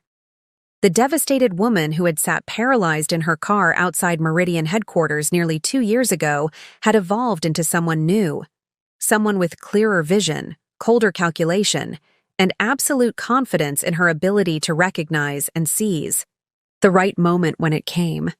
That moment she now believed was rapidly approaching, and when it arrived, Alexander Reed would discover just how thoroughly he had underestimated the woman he had discarded. Exactly 2 years and 1 day after signing the separation agreement with Meridian, Vivian Chen sat in the pristine conference room of Horizon Capital Partners, surrounded by her carefully assembled team of financial analysts, industry experts, and legal advisors. The wall-to-wall windows offered a panoramic view of Seattle's skyline, with Meridian's headquarters clearly visible in the distance, a visual reminder of their target.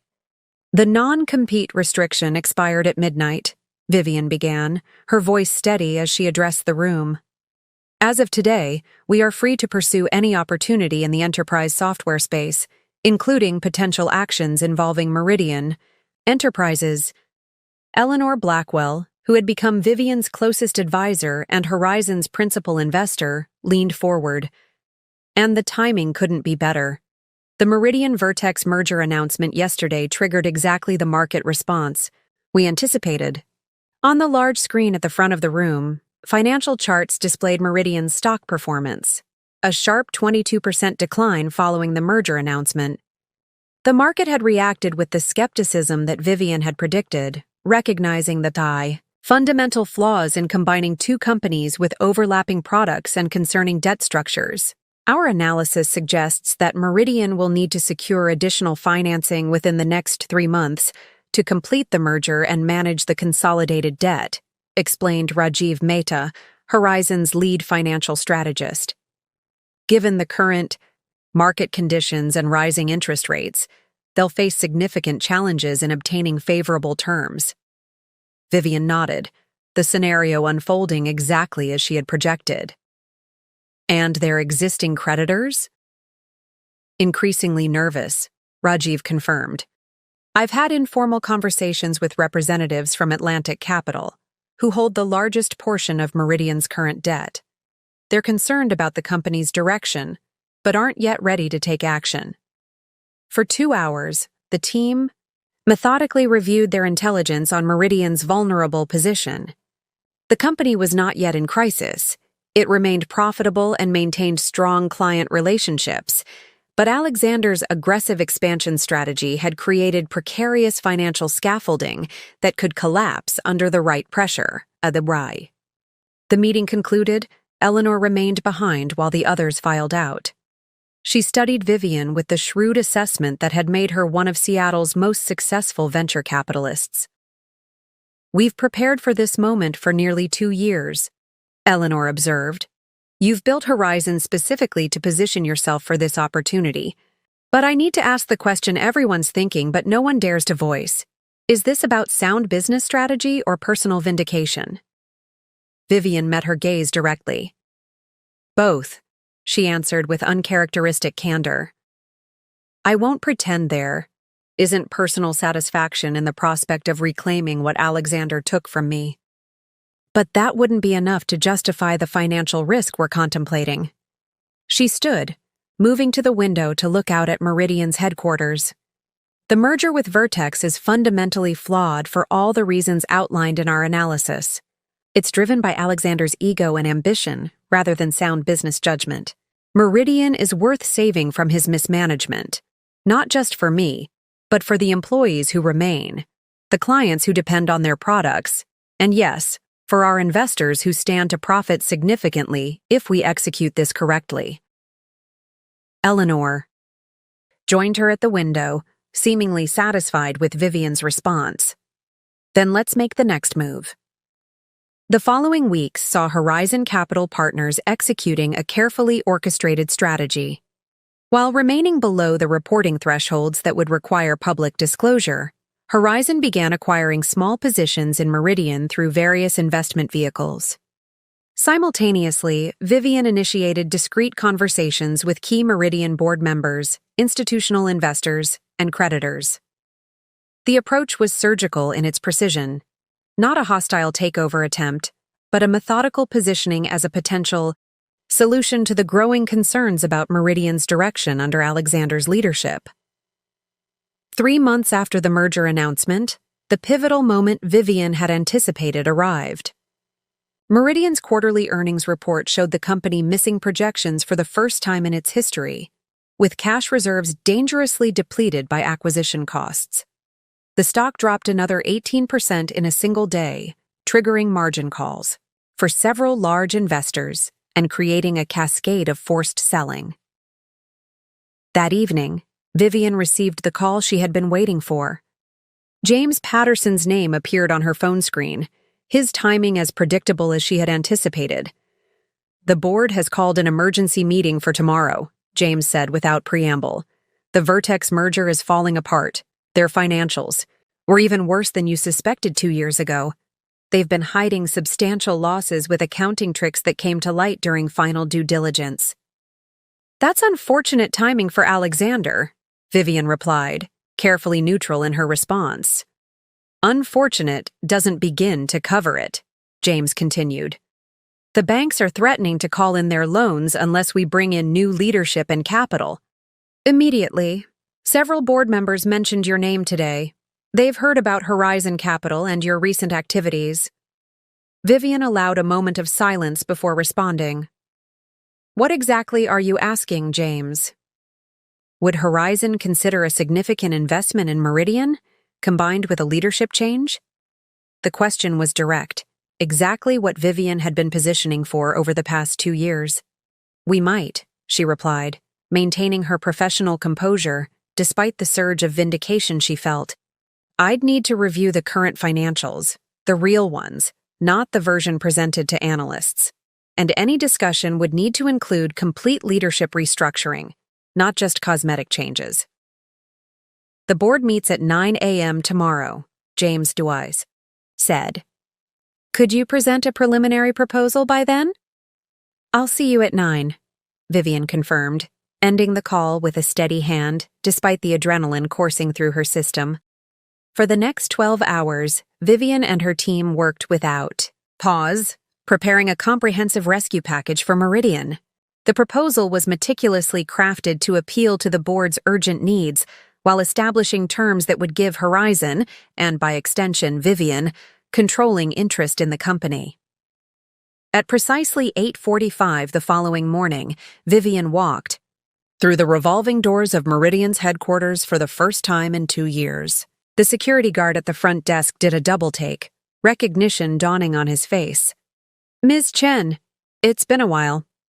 "Hello, Michael," she replied with a genuine smile. "I have a meeting with the board." As she rode the elevator to the executive floor, Vivian experienced an odd sense of déjà vu. The same elevator, the same subtle scent of the building's ventilation system, yet everything fundamentally different.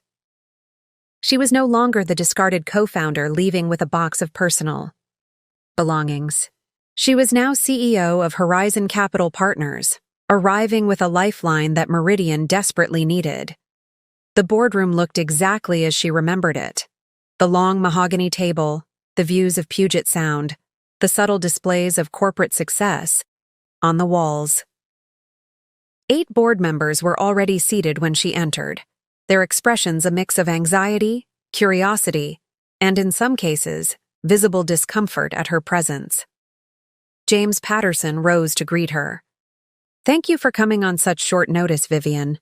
The board is eager to hear Horizon's perspective on Meridian's current situation."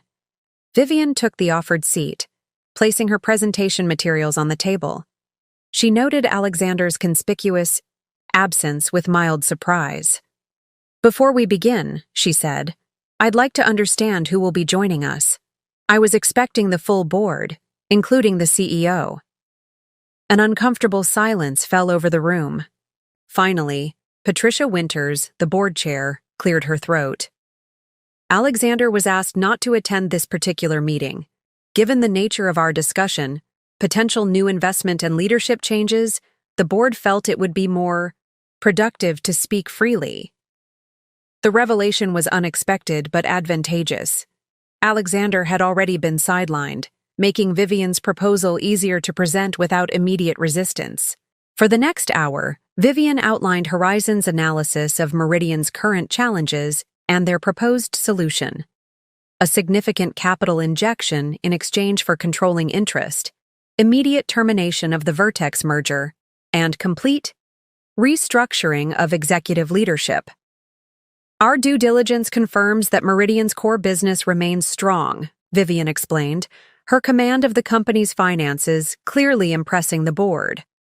"The current crisis stems from over-leveraging and strategic missteps in acquisition targets, not fundamental product or market failures." She deliberately avoided any personal references to her history with the company or with Alexander, maintaining strictly professional language as she detailed Horizon's rescue plan. The board members asked pointed questions about timelines, financial terms, and leadership transitions, all of which Vivian addressed with composed expertise. As the discussion progressed, Vivian could feel the energy in the room shifting. The initial wariness was being replaced by cautious optimism, as board members recognized that Horizon's proposal represented their best option for averting a complete collapse. "There's one aspect we haven't discussed explicitly," Patricia said, as the presentation concluded.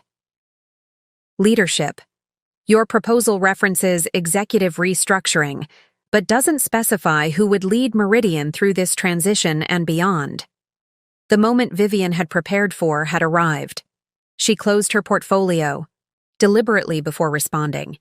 Horizon's investment would be contingent on installation of new leadership with proven experience in corporate turnarounds and intimate knowledge of Meridian's operations, culture, and technology, she stated. "Given those requirements, I would step in as interim CEO during the stabilization period."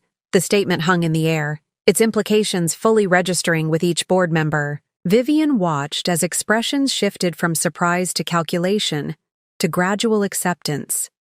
For some, like James Patterson, there was even visible relief. "You built this company once," James observed. "You understand it better than anyone. And that's precisely why I'm uniquely qualified to save it now," Vivian confirmed, her confidence absolute. Patricia exchanged glances with several other board members before addressing Vivian again. We'll need to deliberate on Horizon's proposal, but speaking personally, I find the terms reasonable given our situation. How quickly could you move forward if the board approves? Horizon is prepared to execute immediately, Vivian replied. Our legal team has draft agreements ready, and the capital is secured. We could announce the investment and leadership change as early as tomorrow morning before markets open. The speed of her response clearly impressed the board, reinforcing the image of Horizon as a decisive, prepared savior rather than an opportunistic vulture. There is one other matter, Vivian added, her tone remaining professional despite the personal satisfaction she felt at what would come next. Any agreement would require immediate termination of Alexander Reed's position and comprehensive review of recent executive decisions, including the proposed Vertex merger and several other questionable transactions our analysis has identified. There, the first direct reference to Alexander, delivered as a non-negotiable business condition rather than personal vengeance. Patricia nodded slowly. The board has already reached the painful conclusion that a leadership change is necessary. Your condition aligns with our own assessment. As the meeting concluded, Vivian was asked to wait in an adjacent conference room while the board deliberated. Through the glass walls, she could see their animated discussion, the occasional glance in her direction, the gradual nodding of heads as consensus formed. Exactly 43 minutes later, Patricia entered the conference room where Vivian waited. The board has voted unanimously to accept Horizon Capital's proposal, subject to final legal review of the terms. We're prepared to move forward with the leadership transition immediately. Vivian stood, extending her hand to the board chair. Meridian has a strong foundation and dedicated team. With proper leadership and strategic direction, I'm confident we can stabilize the situation quickly. There is one detail you should be aware of, Patricia added with slight hesitation. Alexander doesn't yet know about the board's decision. He's scheduled to be in the office this afternoon for what he believes is a routine update on the Vertex situation. Given your history, would you prefer that we handle that conversation before you assume your position? Vivian considered the option briefly before shaking her head. No, that won't be necessary. As Meridian's new CEO, handling difficult transitions will be part of my responsibility. I'll speak with Alexander personally. As Patricia left to inform the rest of the board of their decision, Vivian remained alone in the conference room, the magnitude of what had just transpired washing over her. 2 years of meticulous planning, strategic positioning, and patient waiting had culminated in this moment of complete reversal. Alexander had forced her out of the company they had built together, believing he was eliminating an obstacle to his ambitions. Now, she would return as his successor, tasked with saving Meridian from the very risks she had warned against. The symmetry was so perfect it almost seemed scripted. Yet Vivian knew it was the result not of fate, but of careful calculation. Her ability to recognize Alexander's fundamental weaknesses and position herself precisely where she needed to be when those weaknesses inevitably created vulnerability. She looked out at the Seattle skyline from the conference room windows. Vivian felt neither triumph nor revenge, but a calm certainty that she was exactly where she was meant to be. Meridian was her company, had always been her company in the eye. Ways that truly mattered. Now she would have the opportunity to prove it, not just to Alexander, but to everyone. The pivotal moment of her transformation was complete. Vivian Chen, once discarded as irrelevant to Meridian's future, was now the only person who could secure that future. And Alexander Reed was about to discover just how profound a miscalculation he had made in underestimating the woman he had betrayed. News of the board's decision traveled through Meridian's headquarters with astonishing speed. By the time Vivian left the boardroom, the executive floor was already buzzing with whispered conversations and speculative glances. Employees who remembered her from before stopped mid-stride, their expressions cycling through recognition, confusion, and in many cases, barely concealed hope. Diane Matthews, who had been Vivian's executive assistant years ago before being reassigned after Alexander's takeover, approached with visible emotion. "Ms. Chen, is it true? Are you coming back to Meridian?" Vivian smiled warmly at the familiar face. "Yes, Diane, though the official announcement won't be made until tomorrow morning." Diane's professional composure momentarily cracked, revealing genuine relief. "The company needs you. It hasn't been the same since—" She stopped herself, glancing around nervously. "I understand," Vivian reassured her. "And I appreciate your discretion until the formal announcement. Would you know if Alexander is in the building yet?" "Mr. Reed is scheduled to arrive at 2 o'clock for the Vertex update meeting," Diane confirmed. "He's been working from home most mornings recently." This information aligned perfectly with Vivian's plans. She had 4 hours to prepare for the conversation that would culminate her 2-year journey from ousted co-founder to returning CEO. "I'll need temporary access to the system and a meeting room for the afternoon," Vivian said. "And please clear my old office. I'll be using it immediately following the board's announcement tomorrow." "Your old office?" Diane's eyebrows rose slightly. "That's Mr. Reed's office now." "I'm aware," Vivian replied simply. "Please make the necessary arrangements." As Diane hurried off to implement these requests, James Patterson approached from the boardroom. "The legal team is preparing the final documents. They'll be ready for signatures by this afternoon." He hesitated before adding, "Are you certain? You want to handle the conversation with Alexander personally? It could be volatile." "I'm certain," Vivian confirmed. "Some conversations need to happen face-to-face." The hours before Alexander's arrival passed in a whirlwind of activity. Vivian met with the financial team to get real-time data on Meridian's position. She reviewed the employee roster, noting who remained from her era and who had been brought in by Alexander. She studied the most recent product development plans, quickly identifying strengths to maintain and weaknesses to address. Throughout these meetings, Vivian maintained absolute professionalism, betraying no hint of personal satisfaction at her imminent return to power. But beneath this composed exterior, she was acutely aware of the approaching moment when she would face Alexander directly, not as his discarded wife and partner, but as the person who now held his professional fate in her hands. At precisely 1:55 p.m., Vivian positioned herself in Conference Room A, adjacent to the main boardroom where Alexander was scheduled to meet with Patricia and several other board members at 2 down. Through the glass walls, she could observe without being immediately visible, giving the board time to deliver the initial news before she joined the conversation. Alexander arrived at 2:10, his characteristic 10 minutes late, a power move he had always employed to remind others of his perceived importance. From her vantage point, Vivian could see him clearly. The same confident stride, the same perfectly tailored suit, the same practiced smile as he greeted the board members. He seemed entirely unaware of the professional execution he was walking into. Even from a distance, Vivian could pinpoint the exact moment when Alexander realized something was wrong. His posture stiffened, the smile froze, and then disappeared.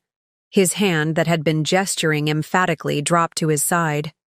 Patricia was speaking, her expression grave, the other board members watching Alexander's reaction with careful neutrality. Alexander suddenly stood, his movement so abrupt that his chair rolled backward and hit the wall behind him.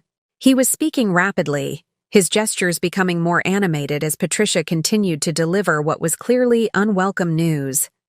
Though Vivian couldn't hear the words, the body language told the story clearly. Denial, anger, attempted negotiation, all cycling through in quick succession. Patricia glanced toward Conference Room A, the prearranged signal that indicated it was time for Vivian to join them. With a deep breath, she gathered her materials and walked the short distance to the boardroom, her heels clicking rhythmically on the polished floor in a steady cadence that matched her heartbeat. When she pushed open the boardroom door, Alexander's back was to her. He was still arguing with Patricia, his voice raised enough that Vivian caught the end of his statement. Completely unacceptable. The board can't possibly think that bringing in outside investors without my approval is anything but a direct violation of— The board's decision is unanimous, Alexander, Patricia interrupted firmly. And the investor isn't an outsider. Not to Meridian. At that moment, Alexander sensed the presence behind him and turned. The sequence of emotions that crossed his face in the next 3 seconds was something Vivian would remember for the rest of her life. Confusion, recognition, disbelief, and finally, a dawning horror as understanding settled in. "Hello, Alexander," Vivian said calmly, moving to the table and placing her portfolio on its polished surface. "It's been a while." Alexander stared at her as if she were an apparition. "What is this?" he demanded, looking from Vivian to Patricia and back again. "What is she doing here?" "Ms. Chen is the CEO of Horizon Capital Partners," Patricia explained with professional detachment. "As I was explaining, the board has accepted Horizon's investment proposal, which includes a leadership change effective immediately." The color drained from Alexander's face as the full implications registered. "This is a joke," he said, though his expression suggested he already knew it wasn't. "Vivian doesn't have the resources or experience to— Horizon Capital Partners has secured $175 million in committed capital," Vivian interrupted, her voice steady. "Our due diligence on Meridian has been thorough, including comprehensive analysis of the failed Vertex merger that has placed the company in its current precarious position." A muscle twitched in Alexander's jaw, a tell Vivian recognized from their marriage, a sign of fury barely contained. "You've been planning this," he said, the accusation barely above a whisper. "All this time, you've been waiting for an opportunity to save the company we built from your mismanagement?" "Yes." Vivian maintained her professional tone despite the personal satisfaction coursing through her. "The non-compete agreement you insisted upon expired yesterday. Horizon's offer was presented to the board this morning. The timing is fortuitous." Alexander turned to Patricia, attempting one last appeal. "This is personal vendetta, not business strategy. Surely the board can see that." "What the board sees," Patricia cut in firmly, "is a company on the verge of financial crisis due to your acquisition strategy and a concrete rescue plan presented by someone with intimate knowledge of Meridian's operations. Ms. Chen's history with the company is an asset in this situation, not a liability." Alexander's gaze swept the room, searching for allies and finding none. The board members who had supported his leadership for years now sat in uncomfortable silence, their loyalties shifted to the company's survival rather than its current CEO. "The terms of your separation are outlined here," Vivian said, sliding a document across the table toward him. "The board has approved a generous severance package, contingent upon immediate transition and your full cooperation during the announcement period." Alexander didn't reach for the document. Instead, he focused entirely on Vivian, his initial shock now hardening into cold fury. "You won't be able to run this company," he said, echoing almost verbatim the words he had spoken when ending their marriage. "You don't have what it takes." The parallel wasn't lost on Vivian. For a moment, she was transported back to that devastating night in their bedroom, Alexander packing his suitcase while dismissing her professional capabilities. The symmetry of this moment, the complete reversal of their positions, was so perfect it almost seemed scripted. "That's not for you to determine anymore," Vivian replied calmly. "The decision has been made. Your access to Meridian systems will be revoked effective immediately. Security will escort you to collect personal belongings from your office." The mention of his office, once hers, soon to be hers again, seemed to finally break through Alexander's disbelief. The reality of his situation crashed down upon him with visible impact. "You can't do this," he said, but the words lacked conviction. The shareholders will be informed of the change in leadership before markets open tomorrow, Patricia interjected. Given Meridian's recent performance and the failure of the Vertex merger, we anticipate a positive response to the announcement of new investment and leadership. Alexander's phone buzzed, drawing his attention momentarily. His expression shifted as he read the message on the screen. Natalie says IT just locked her out of the system, he said, looking up with renewed anger. What is this, Vivian? A purge of everyone associated with me? Not at all, Vivian replied. Ms. Barnes has valuable skills. She'll be offered a position in our Portland office, should she wish to remain with the company. The deliberate echo of how Alexander had handled Natalie's role in Vivian's own removal was subtle, but unmistakable. Portland was a secondary office, far from the decision-making center of Seattle. A significant demotion without being an outright termination. Alexander's laugh was bitter. So that's what this is. Revenge served cold, is that it? Vivian met his gaze directly.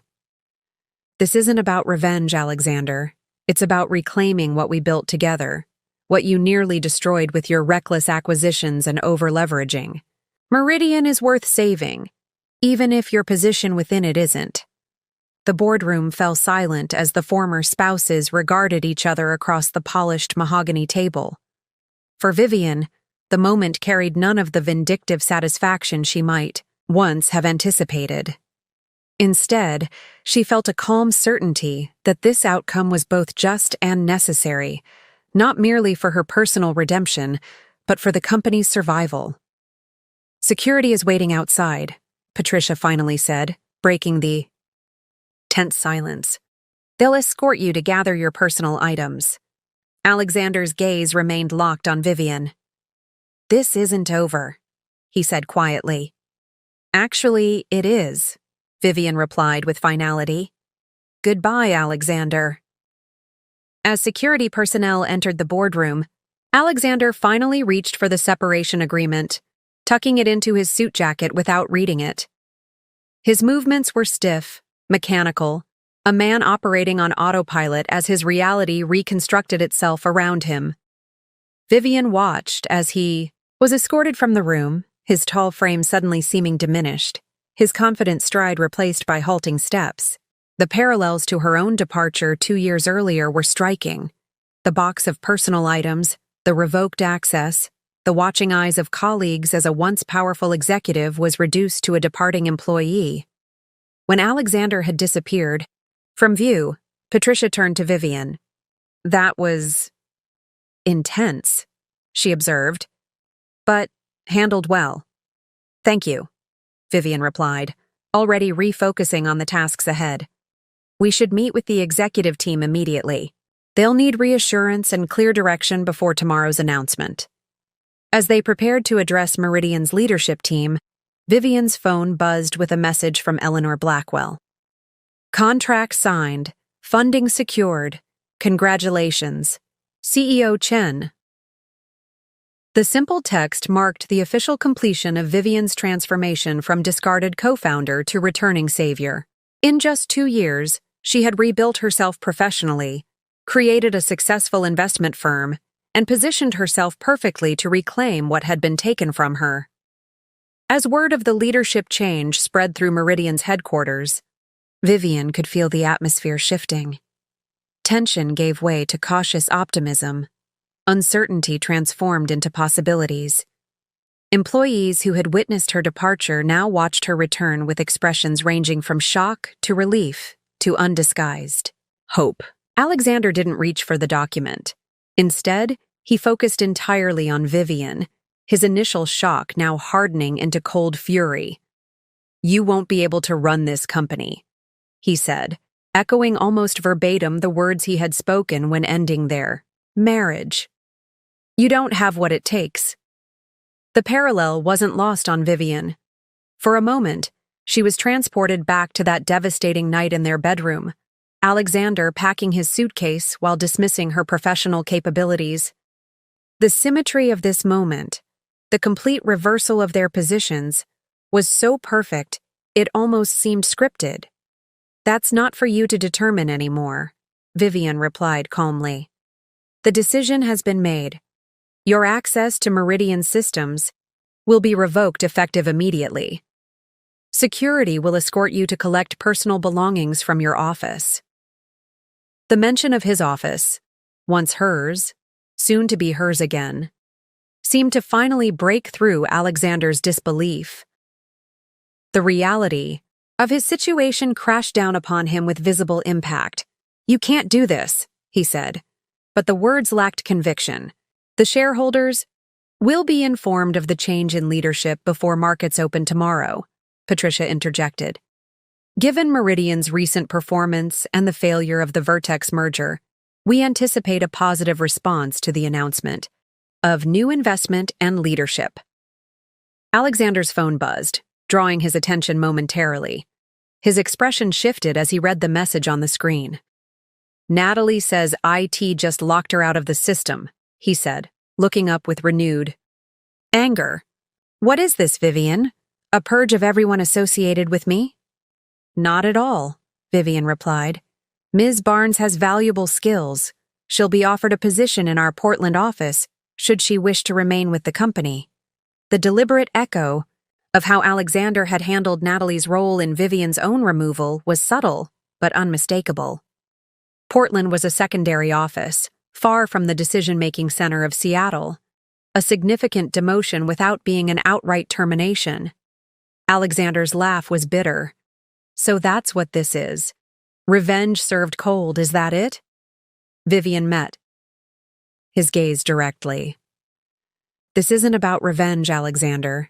It's about reclaiming what we built together, what you nearly destroyed with your reckless acquisitions and over-leveraging. Meridian is worth saving, even if your position within it isn't. The boardroom fell silent as the former spouses regarded each other across the polished mahogany table. For Vivian, the moment carried none of the vindictive satisfaction she might once have anticipated. Instead, she felt a calm certainty that this outcome was both just and necessary, not merely for her personal redemption, but for the company's survival.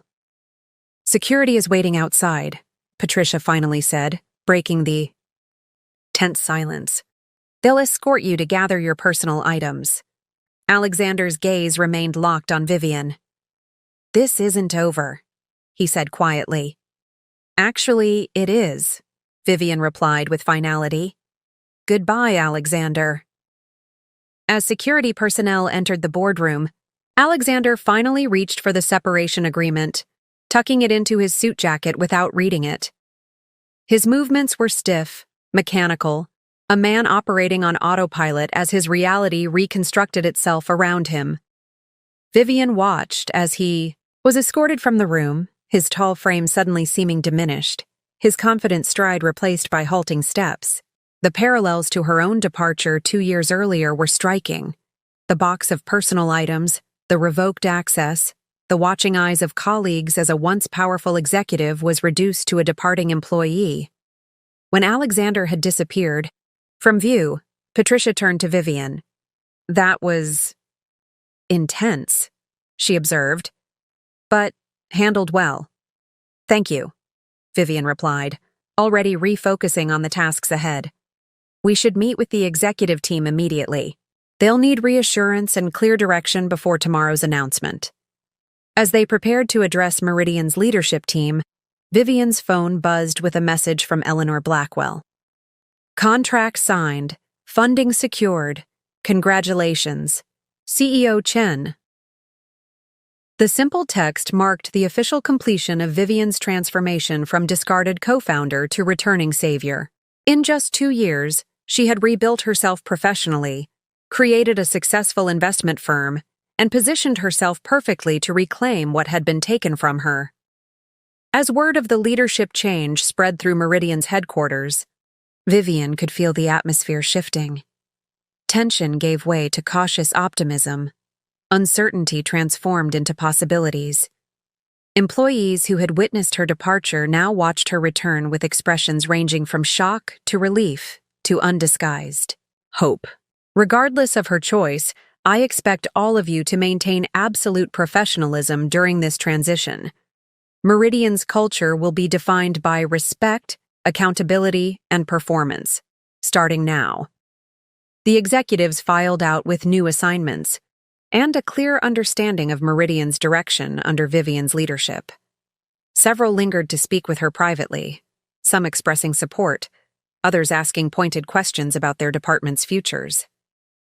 Vivian addressed each conversation with the same focused attention and strategic clarity she had demonstrated throughout the meeting. By evening, Vivian had completed individual sessions with the finance team, the product development directors, and the sales leadership, all critical components of her stabilization strategy. In each meeting, she demonstrated not just executive authority but deep understanding of their specific challenges and clear vision for solutions. The market announcement is prepared for 7 a.m. tomorrow, James Patterson informed her as they reviewed final preparations. Financial analysts have been briefed confidentially, and early feedback suggests they view Horizon's investment as a positive development, especially given your history with the company. And our largest clients? Vivian asked, focusing on a critical vulnerability during any leadership transition. The account teams are making personal calls to the top 20 clients this evening, following the script you provided. So far, the responses have been cautiously positive.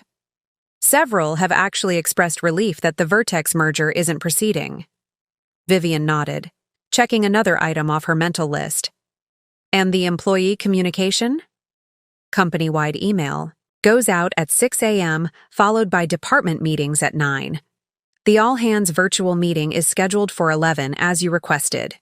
Every detail had been anticipated, every potential point of resistance identified and addressed.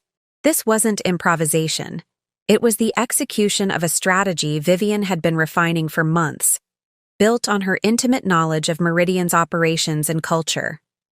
At 8 p.m., as the Meridian offices gradually emptied, Vivian finally made her way to what had once been her office, then Alexander's, and was now hers again.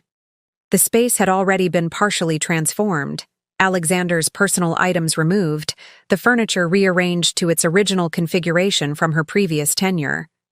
Diane had left a small bouquet of fresh flowers on the desk with a simple note. "Welcome back." The gesture, small but meaningful, was the first moment of the day that threatened Vivian's carefully maintained composure. She sat at the desk, running her hands along its familiar surface, allowing herself a brief moment to absorb the magnitude of what she had accomplished. 2 years ago, she had left this building carrying a box of personal belongings, her professional identity shattered by Alexander's betrayal. Now, she had returned not just to her former position, but to something greater, complete leadership of the company she had helped create, with the authority to implement her vision without compromise. The moment of reflection was interrupted by a soft knock at the door. Eleanor Blackwell entered, taking in the scene with a knowing smile. "Congratulations, CEO Chen," Eleanor said, settling into one of the visitor chairs. "You've executed flawlessly so far." "The real work is just beginning," Vivian replied, already refocusing on the challenges ahead. The market announcement tomorrow is critical, but it's the execution over the next quarter that will determine whether we successfully stabilize Meridian. Eleanor studied her with the shrewd assessment that had made her one of Seattle's most successful venture capitalists. "I've backed dozens of CEOs over the years, but I've rarely seen someone so thoroughly prepared for a leadership transition. You've anticipated every contingency, prepared for every reaction.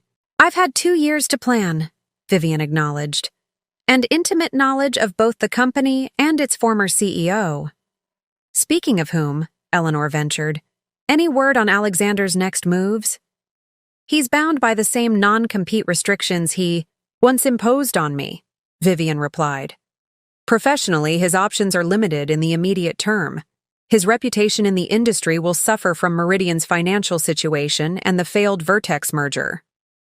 The symmetry wasn't lost on either. Woman, Alexander now facing the same professional constraints he had once used to sideline Vivian. "And Natalie?" Eleanor asked. She's requested time to consider the Portland offer, Vivian said. I expect she'll decline, but the offer was made in good faith. Her skills are valuable, even if her judgment in personal relationships is questionable. Eleanor laughed, a rare break in her typically composed demeanor. You're handling this with remarkable grace. In your position, many would be tempted toward more direct retribution. Vivian's expression remained thoughtful. Revenge was never the objective. Reclaiming what was taken from me, yes. Proving Alexander wrong about my capabilities, certainly. But Meridian itself was always the ultimate goal, ensuring the company we built survives and thrives. Her phone buzzed with an incoming message, the final confirmation from the legal team that all documents were in order for tomorrow's announcement. Another item checked off her meticulously prepared list. I should go, Eleanor said, rising. You have a momentous day ahead. The investment committee is extremely pleased with how you've managed the transition thus far. Horizon Capital's reputation will be significantly enhanced by this deal, assuming the market responds as we anticipate. After Eleanor departed, Vivian continued working well into the night, reviewing client data, refining her presentation for the all-hands meeting, and preparing responses for the inevitable media inquiries that would follow tomorrow's announcement. Midnight, she finally allowed herself to leave the office, the building now quiet except for the security team. As she rode the elevator down to the lobby, Vivian reflected on the contrast with her last departure from this building 2 years ago. The difference between leaving in defeat and departing as the leader who would return tomorrow to chart a new course. Outside, Seattle's night sky was clear, the city lights reflecting off Puget Sound in the distance. Vivian paused on the sidewalk, looking up at Meridian's headquarters, the illuminated floors marking where teams were still working, the darkened windows of Alexander's now empty office. The personal satisfaction she felt was undeniable, but it was secondary to a deeper sense of professional vindication. The past 24 hours had demonstrated not just that Vivian could reclaim her position at Meridian, but that she was unquestionably the right person to lead the company through its current challenges. Her competence hadn't been just asserted. It had been proven through detailed financial analysis, strategic clarity, and operational precision. The executive team had seen it. The board had recognized it. Tomorrow, the market and Meridian's employees would witness it as well. As Vivian drove home, her mind was already mapping out the critical path for the weeks ahead. The immediate crisis had been addressed through Horizon's investment, but sustainable recovery would require fundamental changes to Meridian's operations, culture, and growth strategy. Changes that only someone with Vivian's unique perspective could implement effectively.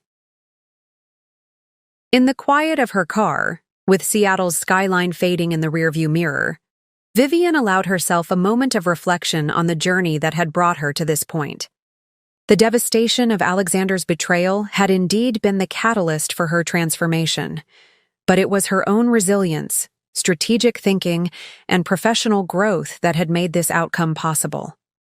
Alexander had once told her she lacked the ruthlessness necessary for business success.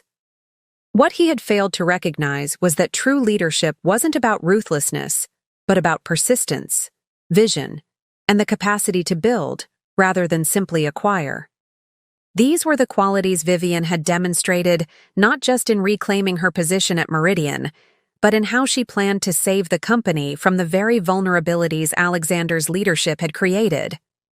Tomorrow would bring new challenges: skeptical analysts to convince, nervous employees to reassure, strategic changes to implement. But tonight, as CEO Vivian Chen prepared for her first official day leading Meridian Enterprises, she did so with the absolute confidence of someone who had proven not just that she could survive betrayal, but that she could transform it into the foundation for her greatest professional triumph. The announcement of Vivian Chen's return to Meridian Enterprises as CEO created waves that extended far beyond the company's Seattle headquarters. By mid-morning on her first official day, the story had been picked up by major business publications, technology blogs, and local news outlets across the country. Meridian co-founder returns as CEO following failed merger attempt, read the headline in the Wall Street Journal. Tech's most dramatic comeback. Vivian Chen reclaims company after ex-husband's ouster, proclaimed TechCrunch, taking a more personal angle. The Seattle Business Chronicle was even more direct. Meridian's prodigal founder returns to save company from ex-husband's missteps. Meridian's stock, which had been in steady decline for months, jumped 31% in the first hour of trading following the announcement. Financial analysts who had previously expressed concerns about the company's direction now cautiously upgraded their ratings, citing experienced leadership and strategic realignment as positive indicators. Inside Meridian's headquarters, the ripple effects of the leadership change manifested in more personal ways.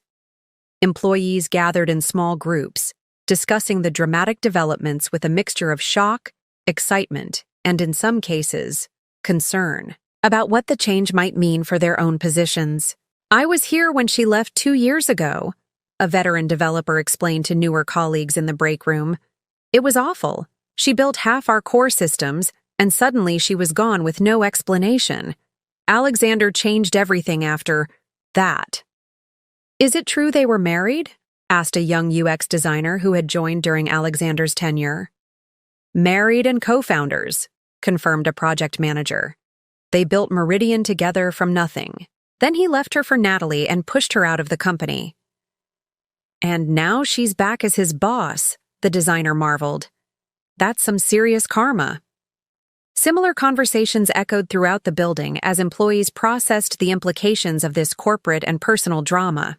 For many who had worked under Alexander's increasingly erratic leadership, Vivian's return represented hope for stability and a return to the company's original values. For others, particularly those hired during Alexander's sole leadership, it created uncertainty about their future in a reorganized Meridian. The all-hands meeting at 11 a.m. did much to address these concerns. Vivian stood on the auditorium stage, facing nearly 800 employees in person and virtually, her composure and clarity providing a stark contrast to Alexander's recent communications, which had grown increasingly defensive as Meridian's challenges mounted. "Many of you know me," she began, "though many others have joined Meridian since my departure 2 years ago. To both groups, I want to emphasize a single point. Today marks not just a change in leadership, but a recommitment to the foundational principles that made Meridian successful in the first place: technical excellence, financial sustainability, and a corporate culture that values both innovation and pragmatism." For the next 30 minutes, Vivian outlined her vision for Meridian's future, acknowledging the company's current challenges while presenting a clear path forward. She was transparent about the necessary changes ahead, including the termination of the Vertex merger and a comprehensive review of recent acquisitions, while reassuring employees that these changes were aimed at strengthening Meridian, not dismantling it. "I've spent the past 2 years observing this industry from a different perspective," she explained. "That perspective, combined with my historical knowledge of Meridian's operations, gives me confidence that we can address our current challenges and emerge stronger for having faced them." The employee response was overwhelmingly positive, with spontaneous applause interrupting her several times. The chat function in the virtual broadcast scrolled with messages of support and questions about specific initiatives, many expressing relief at the change in direction. By afternoon, the ripple effects had extended to Meridian's client base. Account managers reported enthusiastic responses from customers who had grown concerned about service quality and product development under Alexander's leadership. Westfield Financial just called to reinstate their enterprise contract, reported Samantha Okafor, head of client services, during the afternoon executive briefing. They specifically cited the leadership change as the deciding factor. 3 other major accounts that were on the fence have requested meetings with Vivian directly. The positive momentum continued throughout the day, but not all ripples were favorable. Shortly after markets closed, Vivian received word that Natalie Barnes had declined the Portland position and instead accepted a role at Vertex Solutions, the very company whose merger with Meridian had recently failed. "That's concerning," James Patterson observed when Vivian shared this development during their end-of-day meeting. "She knows a lot about our internal operations, client relationships, and strategic plans."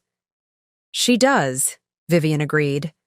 "But most of her knowledge pertains to Alexander's strategy, which we're already moving away from. Still, legal should prepare for potential confidentiality concerns."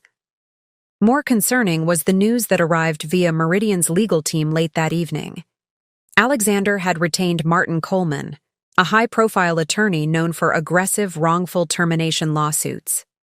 The implied threat was clear. Alexander was not accepting his removal gracefully. "Let him try," Vivian said when informed of this development.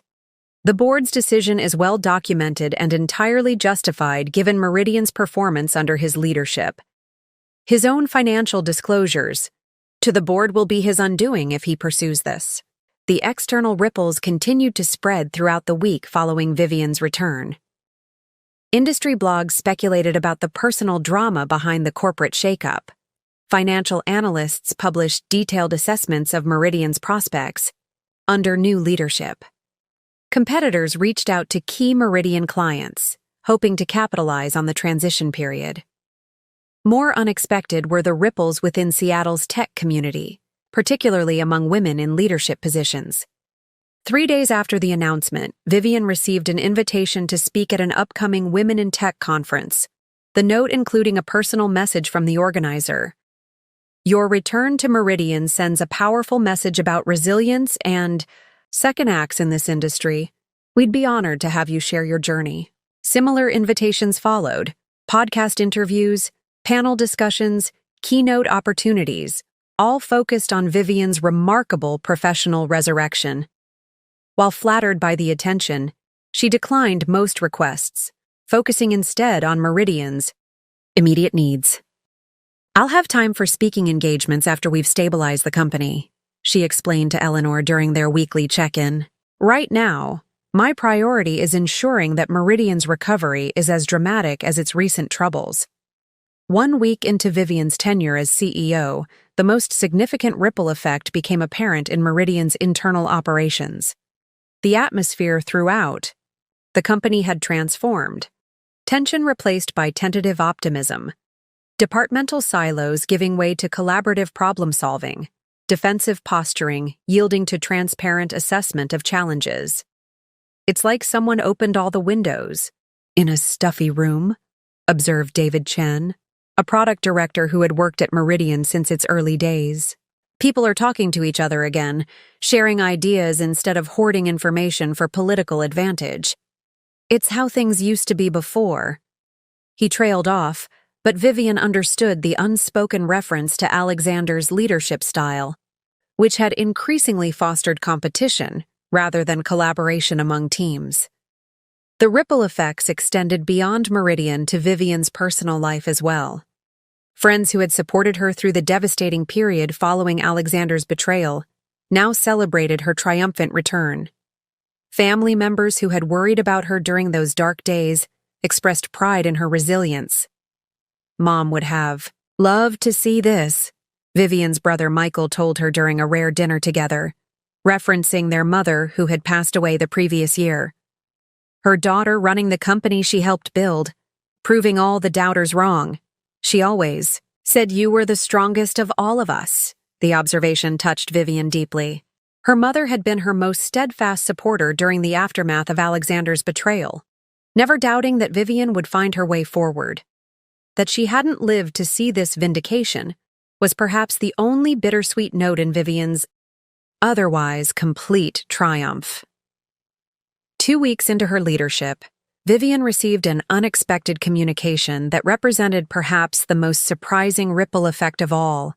An email from Brandon Torres, CEO of Vertex Solutions, the company whose merger with Meridian had collapsed, catalyzing the chain of events that led to Alexander's removal. "I understand Natalie Barnes has joined your team. Vivian noted during the video call that followed Torres's email. An interesting choice, given her history with Meridian. Torres smiled diplomatically.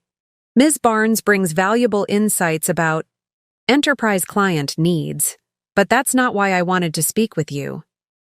He explained that with Alexander's departure, Vertex was interested in exploring a different type of relationship with Meridian, not a merger, but a strategic partnership, focused on complementary product offerings.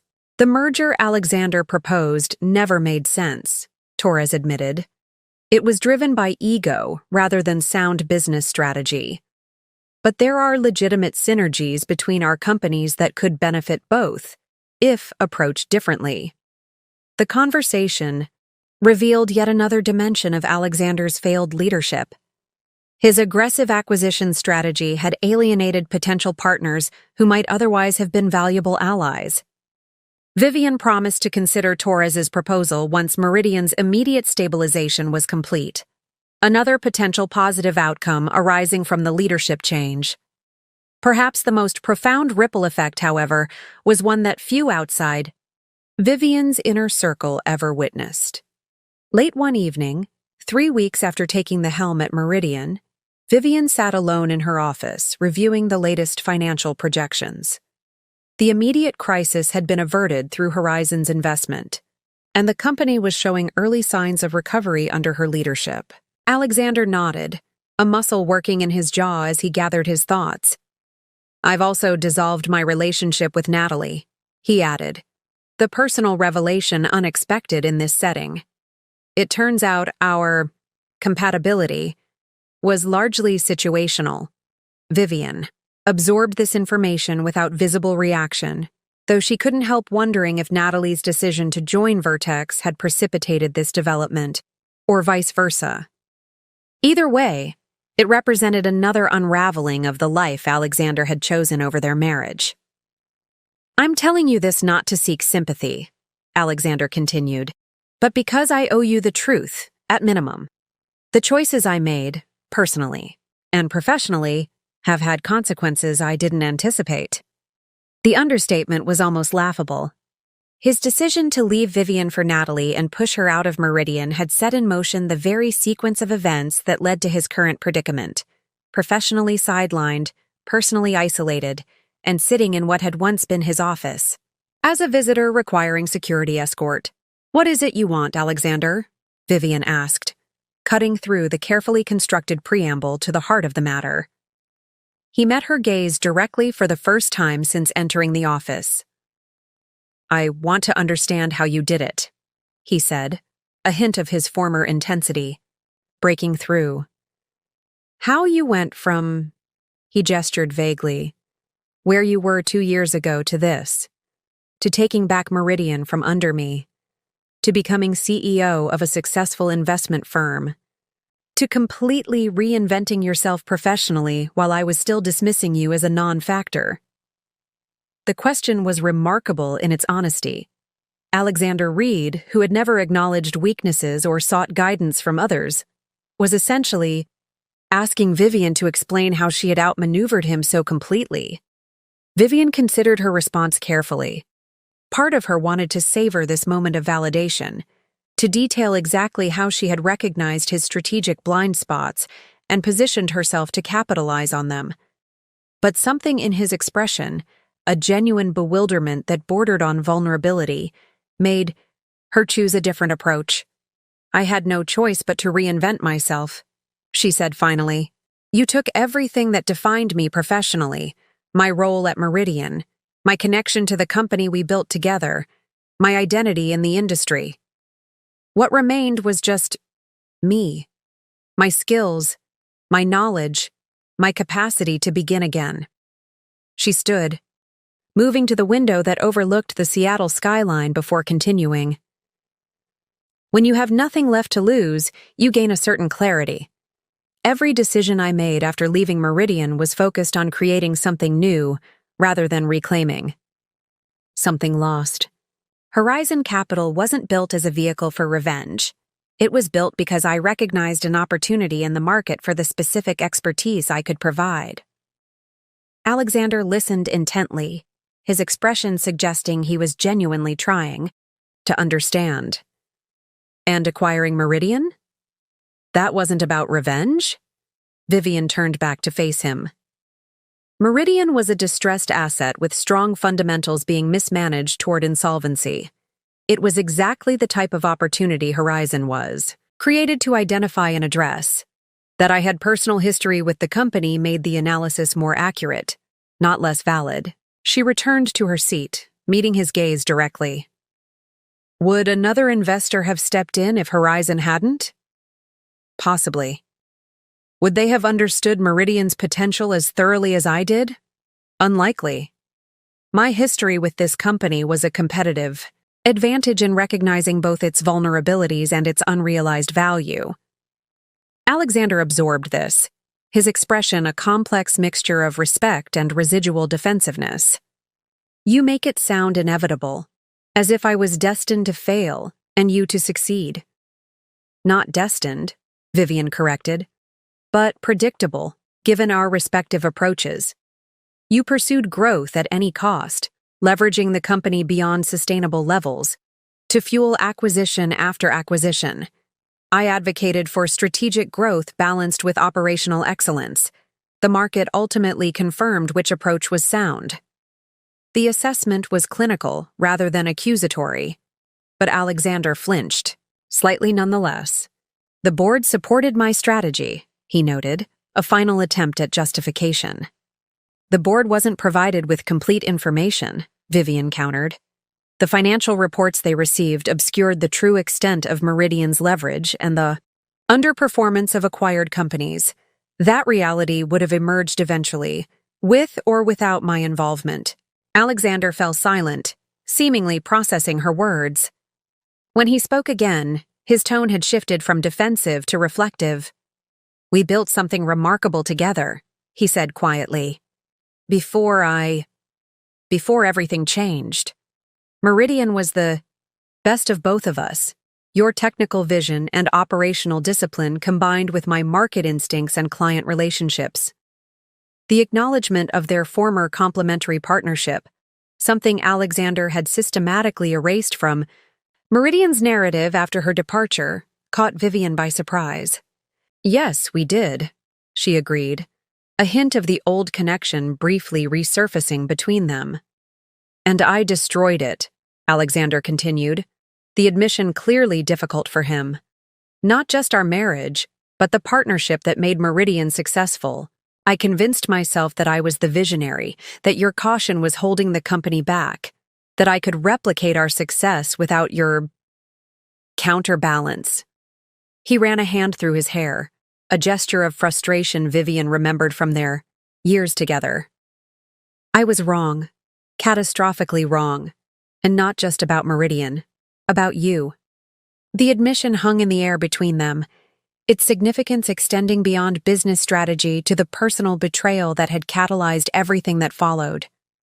Why are you telling me this? Vivian asked, genuinely curious about his motivation for this unexpected moment of accountability. Alexander seemed to consider the question carefully before responding. Because I need to say it out loud, to you specifically. Because acknowledging the magnitude of my miscalculation is the first step toward whatever comes next for me professionally. And because, he hesitated briefly, because you deserve to hear it after everything. Vivian studied him, trying to discern whether this apparent contrition was genuine or merely a tactical maneuver. The Alexander she had married had been capable of remarkable charm when it served his purposes. But the man before her now seemed stripped of those polished defenses, revealing something more authentic beneath. What has come next for you? She asked. He shrugged slightly, the gesture uncharacteristically uncertain for someone who had always projected absolute confidence about his future. I don't know. The non-compete limits my options in the immediate term. My reputation in the industry has suffered. Several board positions I held have been quietly terminated. The parallel to Vivian's own situation 2 years earlier was striking. The professional isolation, the uncertain future, the painful reassessment of capabilities and options. Alexander was experiencing his own version of the devastation he had once inflicted on her. "It isn't easy starting over," Vivian observed, neither gloating nor sympathetic, simply stating a truth they now both understood. "No," Alexander agreed, "but you managed it. Rather spectacularly, in fact." A silence fell between them. Not the tense, angry silence of their boardroom confrontation, but something more contemplative, as two people who had once shared everything now found themselves on opposite sides of a chasm largely of one person's creation. "I should go," Alexander said finally, rising from his chair. "Thank you for seeing me. I know you had no obligation to do so." Vivian stood as well, maintaining the professional distance that now defined their relationship. "What did you hope to gain from this conversation, Alexander?" "Really?" He paused at the door, considering her question with unexpected thoughtfulness. "Closure, perhaps. Understanding. Or maybe just the chance to look you in the eye and acknowledge that you proved me wrong in every possible way." It was, perhaps, the most honest thing he had said to her in years, an unvarnished recognition of how completely his assessment of her had been proven wrong. Not just her business acumen, which he had dismissed, but her resilience, strategic thinking, and capacity for transformation. "I appreciate your candor," Vivian replied after a moment. "It's something that was often missing in our later years together." Alexander nodded, accepting the gentle rebuke. "For what it's worth, I'm not contesting the divorce settlement either. My attorney advised fighting for a larger share given Meridian's increased valuation under your leadership, but that seemed—" He searched for the right word. "Inappropriate, given the circumstances." "Thank you for that," Vivian said, genuine appreciation in her voice for this unexpected reasonableness. Alexander lingered at the threshold, seemingly reluctant to end the conversation despite having said what he came to say. "The industry gossip says you're implementing a complete restructuring of Meridian's acquisition strategy and reversing most of my major initiatives." "Not all," Vivian corrected. "But yes, we're pivoting toward sustainable growth rather than expansion at any cost. The market has responded favorably." "I've noticed," he said wryly. "My remaining Meridian shares are finally worth something again." The acknowledgement of her success in stabilizing the company he had nearly driven to failure was clearly difficult for him, but Vivian recognized the effort it represented, an admission that her approach had been right all along. "I should let you get back to your day," Alexander said, straightening his shoulders slightly, a gesture Vivian recognized as his attempt to reclaim some dignity. "Thank you again for seeing me." As he turned to leave, Vivian found herself calling after him. "Alexander," he paused, looking back with a question in his eyes. "The non-compete expires in 17 months, she said. You're still a capable executive despite recent missteps. There will be opportunities when that restriction lifts." The comment wasn't quite forgiveness, nor was it precisely kindness. It was professional acknowledgement from one business leader to another, recognition that careers in their industry were rarely defined by single failures, no matter how spectacular. Alexander seemed to understand the nature of this unexpected olive branch. "Perhaps," he said, "though I suspect I have some significant reassessment to do before then." "That," Vivian replied with the hint of a smile, "is something I understand completely." As Alexander was escorted from the executive floor by security, Vivian returned to her desk, the encounter having affected her more than she had anticipated.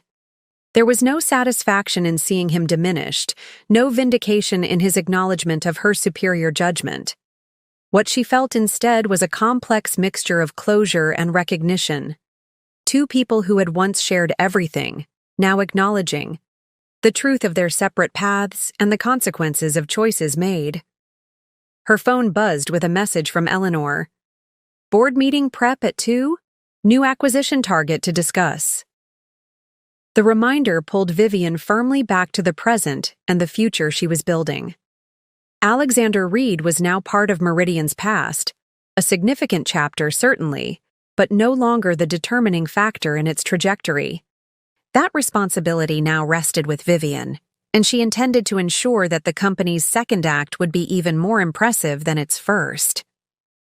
As she gathered her materials for the upcoming board meeting, Vivian reflected on the symmetry of these full-circle moments, sitting in the office that had once been theirs, then his, and now decisively hers. Discussing strategy with a board that had once dismissed her judgment and now deferred to it. Building a future for Meridian based on the vision Alexander had rejected. The confrontation she had just navigated represented not just the closing of one chapter, but the confident beginning of another, one in which Vivian Chen would lead Meridian Enterprises forward, unburdened by the ghosts of betrayal and focused entirely on the substantial opportunities that lay ahead. 3 months into Vivian's leadership, Meridian Enterprises had undergone a profound metamorphosis. The transformation extended far beyond financial statements and organizational charts. It permeated the physical environment, corporate culture, and even the energy that greeted visitors when they stepped off the elevator on the executive floor. The most visible changes began with the headquarters itself. Under Alexander's leadership, Meridian's office space had gradually evolved to reflect his personal aesthetic, imposing, status-oriented, and designed to intimidate rather than inspire. Dark woods, heavy furniture, closed doors, and hierarchical seating arrangements had signaled a top-down culture where information flowed in carefully controlled channels. Vivian's first major facilities project had been to literally open up these spaces, removing physical barriers that reinforce separation between departments and leadership levels. The executive floor, once a fortress of closed doors and administrative gatekeepers, was reconfigured with glass partitions and collaborative workspaces. Vivian's own office remained, but with transparent walls and a policy that prioritized accessibility over executive isolation. The environmental changes aren't just cosmetic, Vivian explained to the executive team as construction crews transformed the space around them. Physical barriers reinforce psychological ones. How we arrange our workspace directly influences how we think about collaboration, information sharing, and organizational hierarchy. The transformation extended to the technology development floors as well. The rigid cubicle structure that Alexander had gradually imposed was replaced with a more flexible arrangement of team pods, quiet focus areas, and communal spaces designed to facilitate both concentration and collaboration as needed. "I can't believe the difference," remarked Raj Patel, a senior developer who had been with Meridian since before Vivian's departure. Under Alexander, it felt like we were working in isolation chambers. Ideas stayed trapped in individual departments. Now it feels like ideas can breathe and evolve across boundaries again. The physical redesign was backed by substantial technology upgrades, another area that had stagnated under Alexander's leadership, as resources were diverted to acquisitions rather than infrastructure.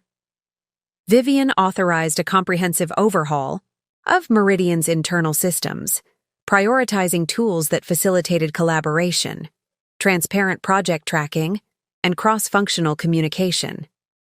But perhaps the most profound environmental transformation was in the intangible atmosphere that permeated Meridian's offices, the nervous tension that had characterized Alexander's final year, when employees carefully guarded information, avoided challenging leadership directives, and focused on political survival rather than innovation, had dissipated remarkably quickly.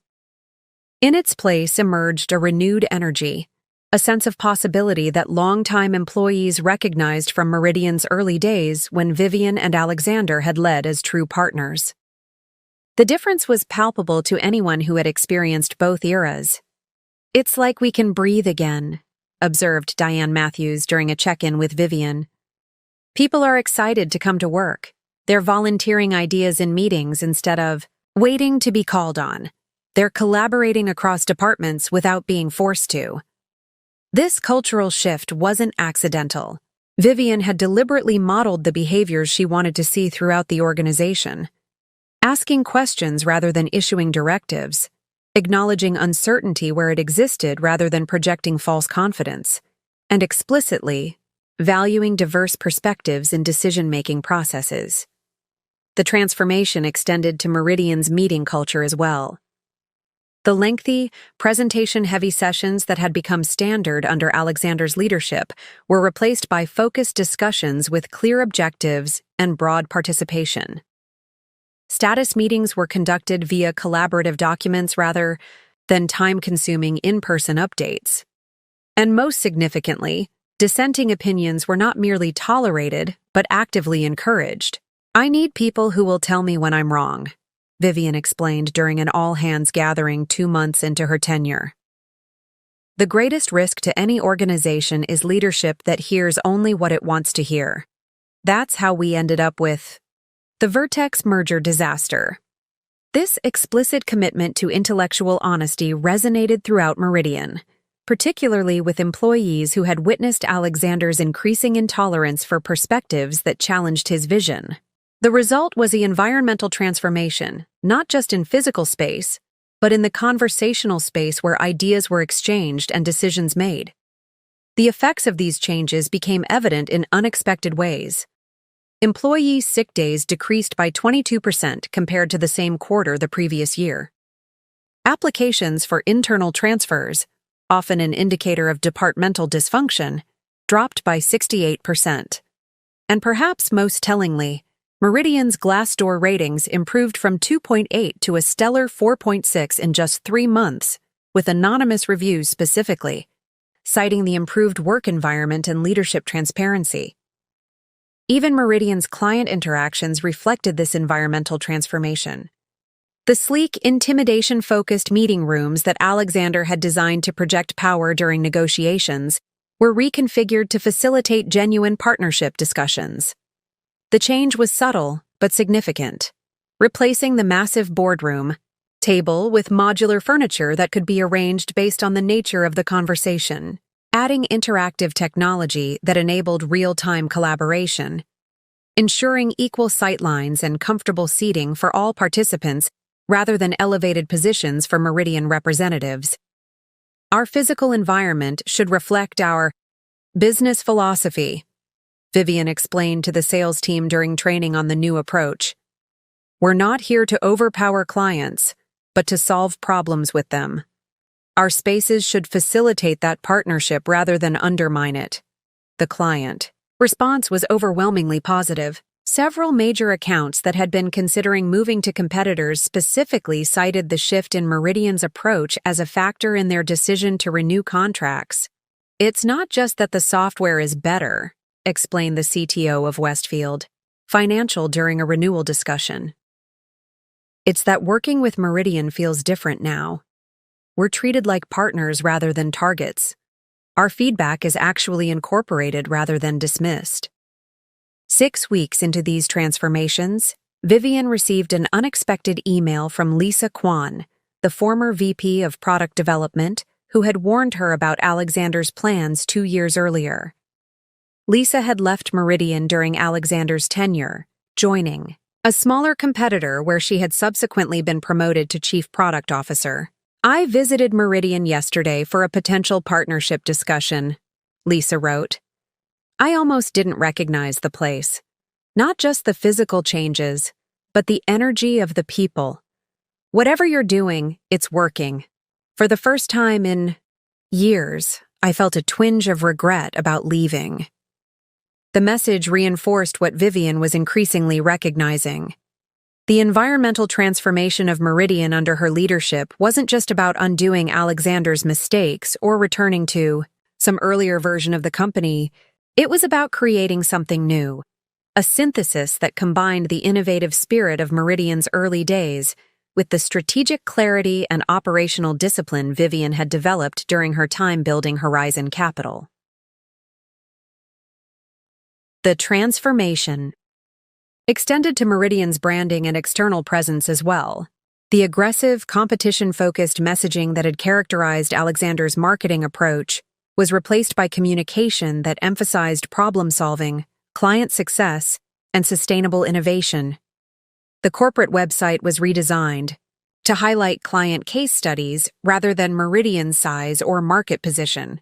Press releases focused on product improvements and client outcomes rather than acquisitions and growth metrics.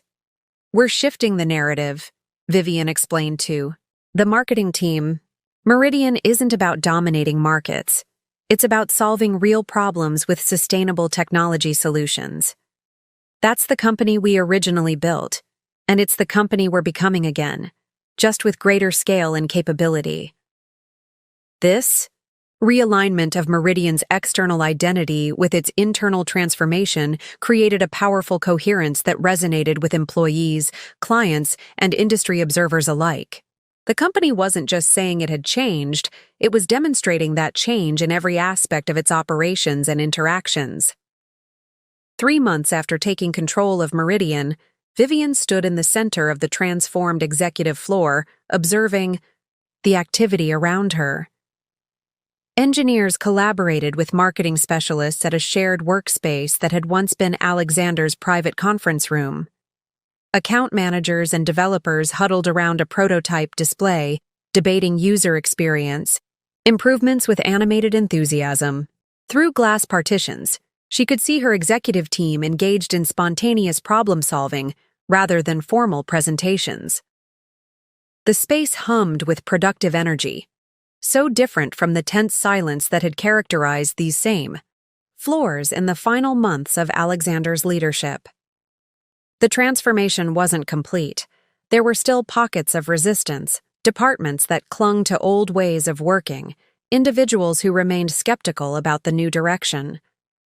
But the momentum was undeniable, building with each week as positive results reinforced the wisdom of the changes.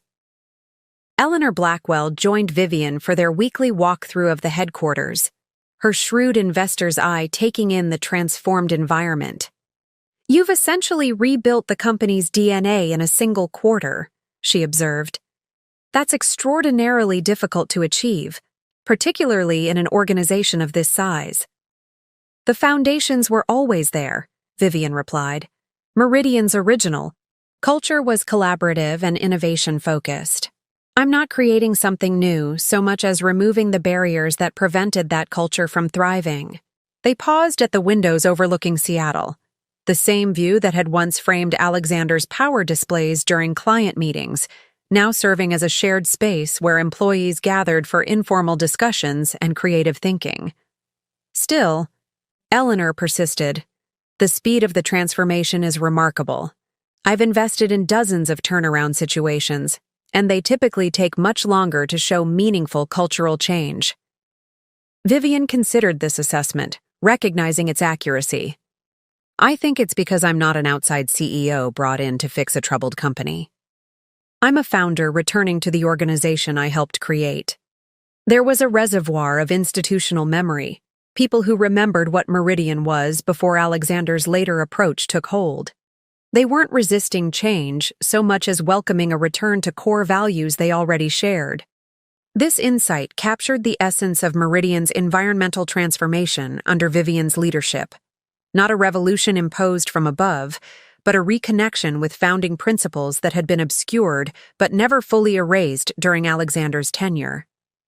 The physical changes to workspace, the technological upgrades, the shifts in meeting culture and decision-making processes all were expressions of this fundamental realignment with Meridian's original DNA.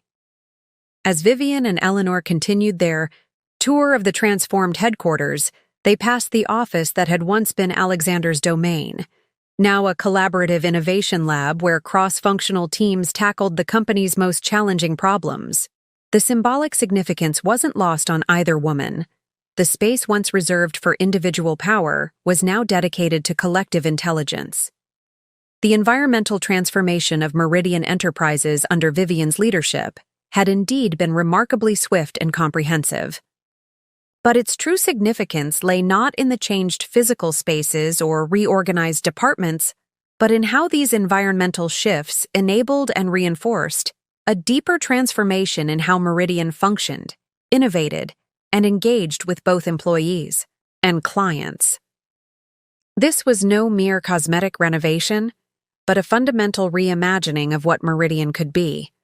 A vision that Vivian had carried with her through the darkest days after Alexander's betrayal, and was now bringing to life with the full resources and authority of her position as CEO.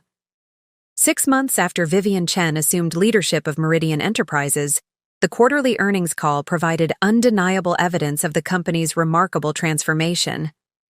Financial analysts who had been skeptical about yet another leadership change now found themselves confronted with metrics that told a compelling story of recovery and renewed growth. Meridian has achieved what few companies manage following a near crisis, noted Sarah Mendelson, senior technology analyst at Goldman Sachs, in her post-earnings report. Not merely stabilization, but a complete strategic realignment that has positioned them for sustainable growth.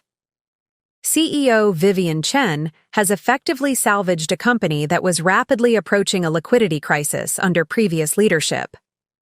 The numbers validated this assessment. Revenue had stabilized and begun growing again, with a 12% increase quarter over quarter. Operating margins had improved from a concerning 8% to a healthy 22% through strategic cost management and operational efficiencies. Most impressively, client retention had rebounded from 74% to 91%, a dramatic reversal of the downward trend that had characterized Alexander's final year. Our focus has been on fundamentals, Vivian explained during the earnings call, her confidence evident as she walked analysts through the results. Rather than pursuing growth at any cost, we've prioritized client satisfaction, product excellence, and strategic partnership development. The financial results reflect the wisdom of this balanced approach. The market responded enthusiastically, with Meridian's stock climbing 17% in the day following the earnings announcement. Financial news channels that had previously run segments questioning Meridian's viability now featured analysts praising its dramatic turnaround. Chen has essentially executed a masterclass in corporate recovery, observed Michael Fierro on CNBC's Closing Bell. She inherited a company with dangerous leverage levels, declining client satisfaction, and a failed merger attempt. 6 months later, Meridian is once again being viewed as a potential industry leader rather than an acquisition target. This external validation was gratifying, but for Vivian, the most meaningful evidence of success came from within Meridian itself. Employee surveys revealed a transformation in morale and engagement that mirrored the financial improvements. Overall, employee satisfaction had increased from 62% to 87%. Reported incidents of workplace stress had decreased by 41%, and perhaps most tellingly, voluntary departures had dropped by 68% compared to the same period the previous year. People aren't just staying because the company is stable again, observed Samantha Okafor, the newly promoted Chief People Officer. They're staying because they believe in the direction we're heading. They can see the connection between their work and Meridian's success in a way that had become obscured. This renewed sense of purpose was evident in the product development teams as well. Under Alexander's leadership, innovation had increasingly focused on features that could be marketed for competitive advantage rather than solving genuine client problems. As a result, Meridian's once legendary product reputation had gradually eroded, with clients increasingly viewing their offerings as flashy but superficial. Vivian's reorientation of the product strategy toward substantive improvement was already yielding results. The latest release of Meridian's flagship enterprise management platform had received the highest client satisfaction ratings in 3 years. Industry reviewers noted the software's improved performance, intuitive design, and thoughtful integration of features that addressed long-standing client pain points. "It's like they're actually listening to us again," remarked the CIO of Barton Healthcare, a major Meridian client who had been considering switching providers before Vivian's return. The latest update addressed issues we've been raising for years that were repeatedly deprioritized under the previous leadership. Perhaps the most convincing evidence of Meridian's successful transformation came in the form of client acquisition and retention metrics. Under Alexander's leadership, The sales team had been incentivized to focus almost exclusively on new client acquisition, often at the expense of maintaining relationships with existing clients. The result had been an expensive churn cycle, with new clients being signed at premium rates, while established customers quietly departed. Vivian had restructured both the sales strategy and compensation model to prioritize long-term client partnerships over short-term acquisition metrics. The results were remarkable. Not only had client retention improved dramatically, but the cost of sales had decreased by 31% as more business came through referrals and expanded engagements with existing clients. We're no longer selling to clients. We're solving problems with them, explained Marcus Rodriguez, the newly appointed Chief Revenue Officer who had previously worked with Vivian during Meridian's early days. That fundamental shift in approach has transformed how our clients view their relationship with Meridian, from vendor to partner. This transformation was perhaps best illustrated by the case of Westfield Financial, which had reduced its Meridian contract by 60% during Alexander's final year and had been on the verge of complete departure. 6 months into Vivian's leadership, Westfield had not only restored its original contract value, but had expanded it by an additional 25%, specifically citing Meridian's renewed focus on client success as the determining factor. The Westfield recovery isn't just about revenue, Vivian noted during the executive team's monthly strategy session. It's validation of our entire approach. When we focus on creating genuine value for clients rather than extracting maximum revenue, we actually achieve better financial outcomes. The evidence of success extended to Meridian's competitive position as well. Under Alexander's leadership, the company had increasingly relied on aggressive pricing and marketing tactics to compete, often making promises that the product couldn't fully deliver. The resulting reputation damage had made it increasingly difficult to win deals against more focused competitors. Vivian's strategic reset had repositioned Meridian in the market, emphasizing areas where the company could genuinely claim competitive advantage while being transparent about limitations.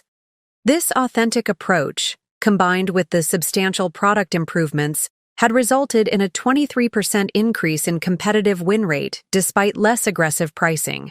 We're winning deals we would have lost 6 months ago, observed Raj Patel during a product strategy meeting. And more importantly, we're winning them for the right reasons, because our solution actually addresses the client's needs better than alternatives, not because we discounted deeper or promised features we haven't built yet.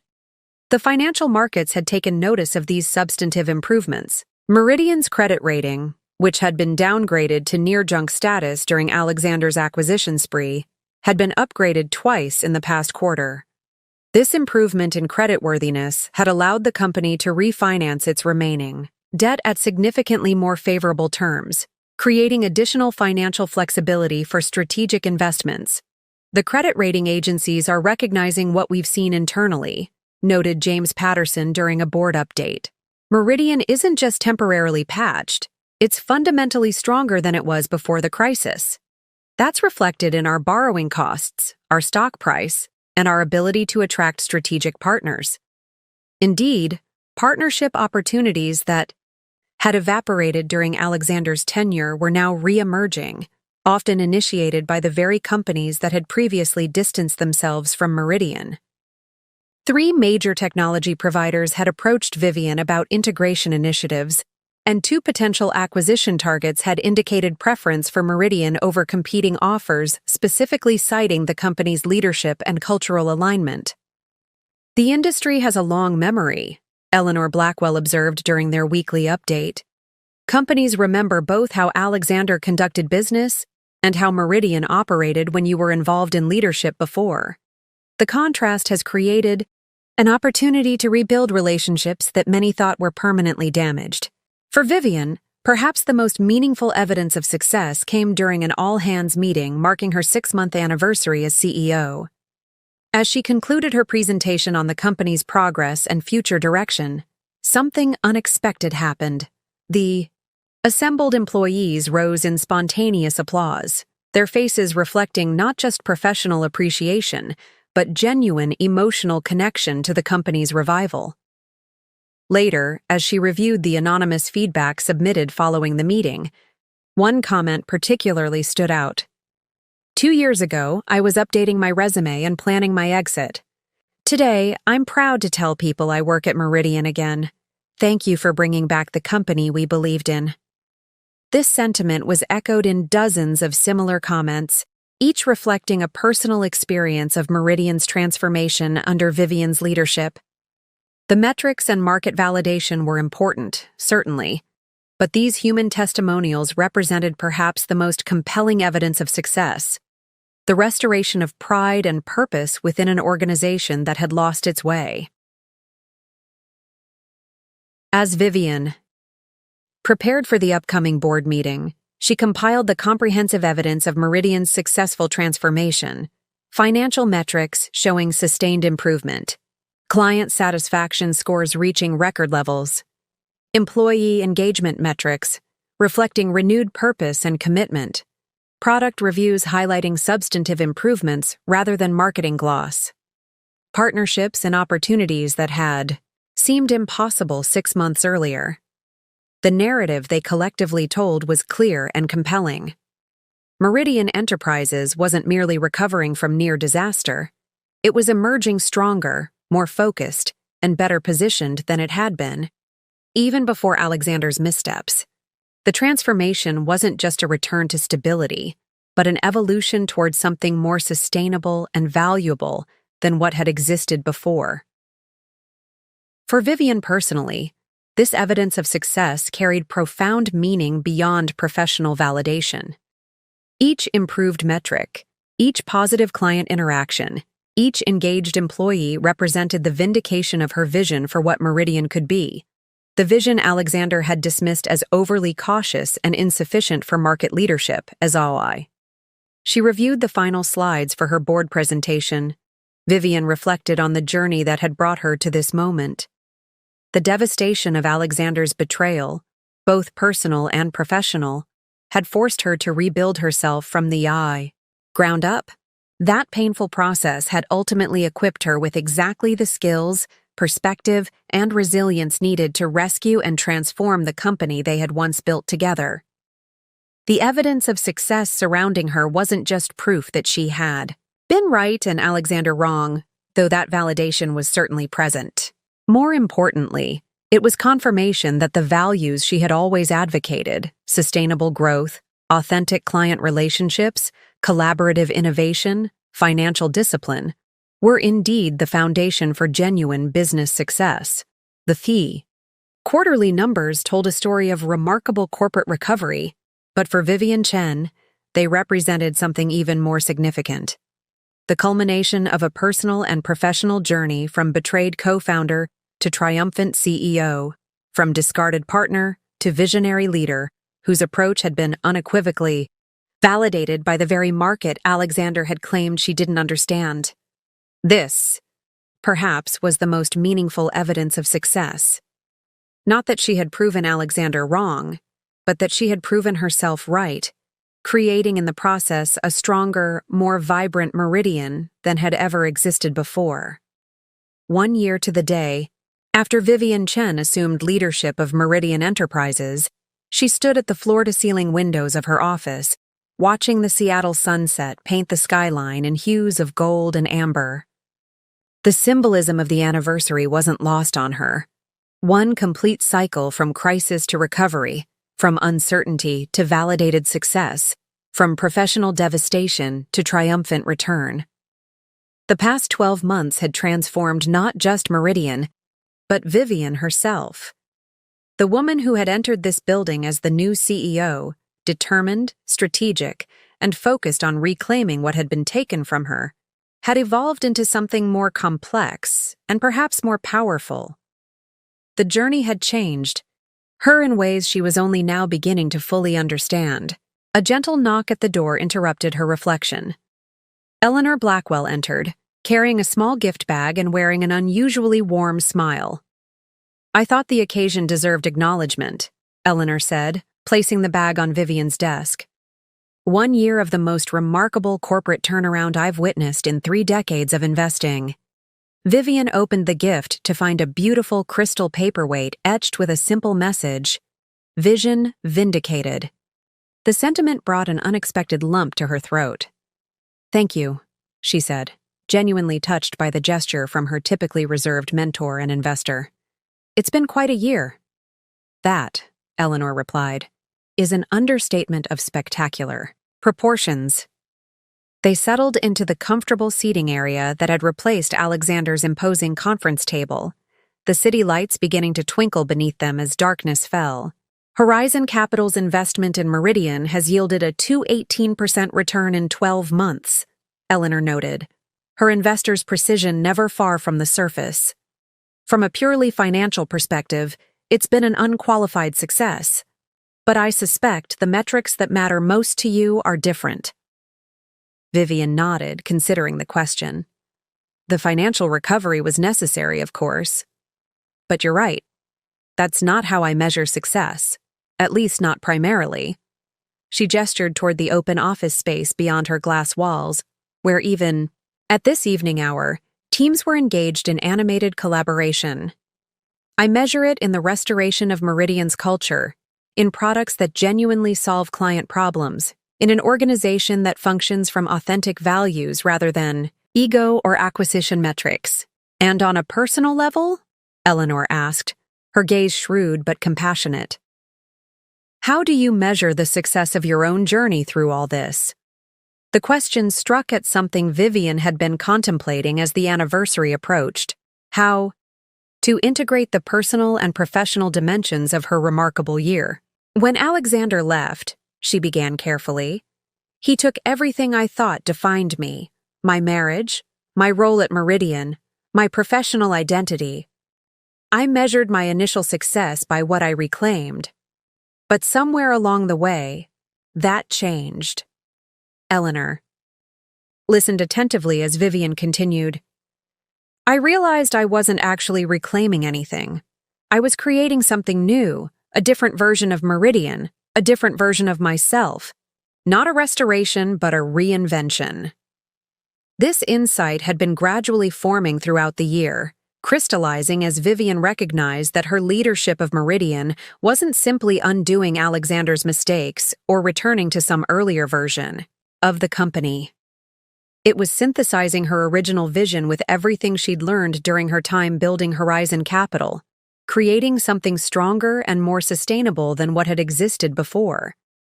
"The personal vindication of proving Alexander wrong about my capabilities was satisfying," Vivian acknowledged with a smile. "I won't pretend it wasn't, but it was also surprisingly fleeting. What has proven more lasting is the discovery that his betrayal inadvertently led me to capacities and strengths I might never have developed otherwise." Eleanor nodded, understanding evident in her expression. Necessity as the mother of reinvention. "Exactly," Vivian agreed. "If Alexander hadn't pushed me out of Meridian, I never would have built Horizon Capital. I never would have developed the investment expertise that eventually allowed me to recognize Meridian's vulnerability and position myself to step in. The very skills needed to save Meridian were ones I acquired only because I was forced to start over." The irony wasn't lost on either woman.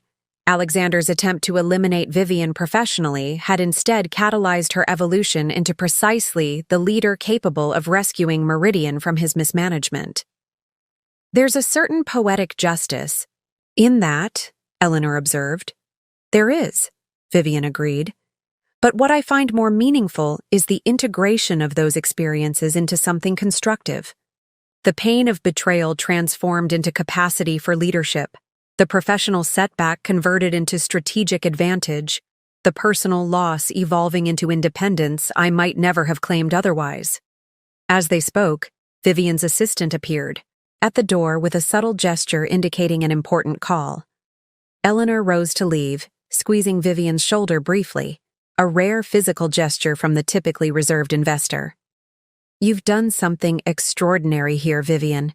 Not just with Meridian, but with your own story. Not many people manage to transform betrayal into triumph so completely."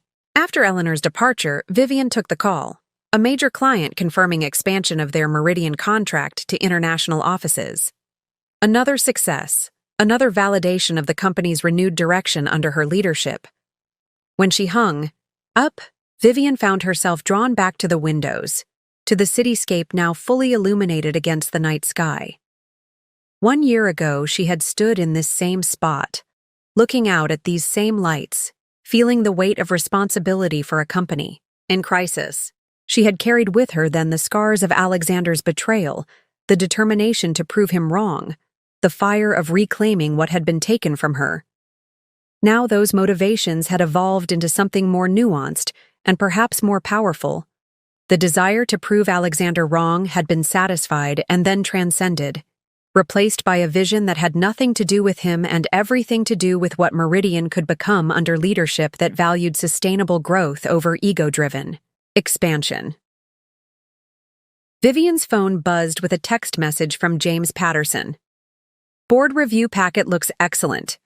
Looking forward to celebrating the 1-year milestone tomorrow. You've achieved the impossible.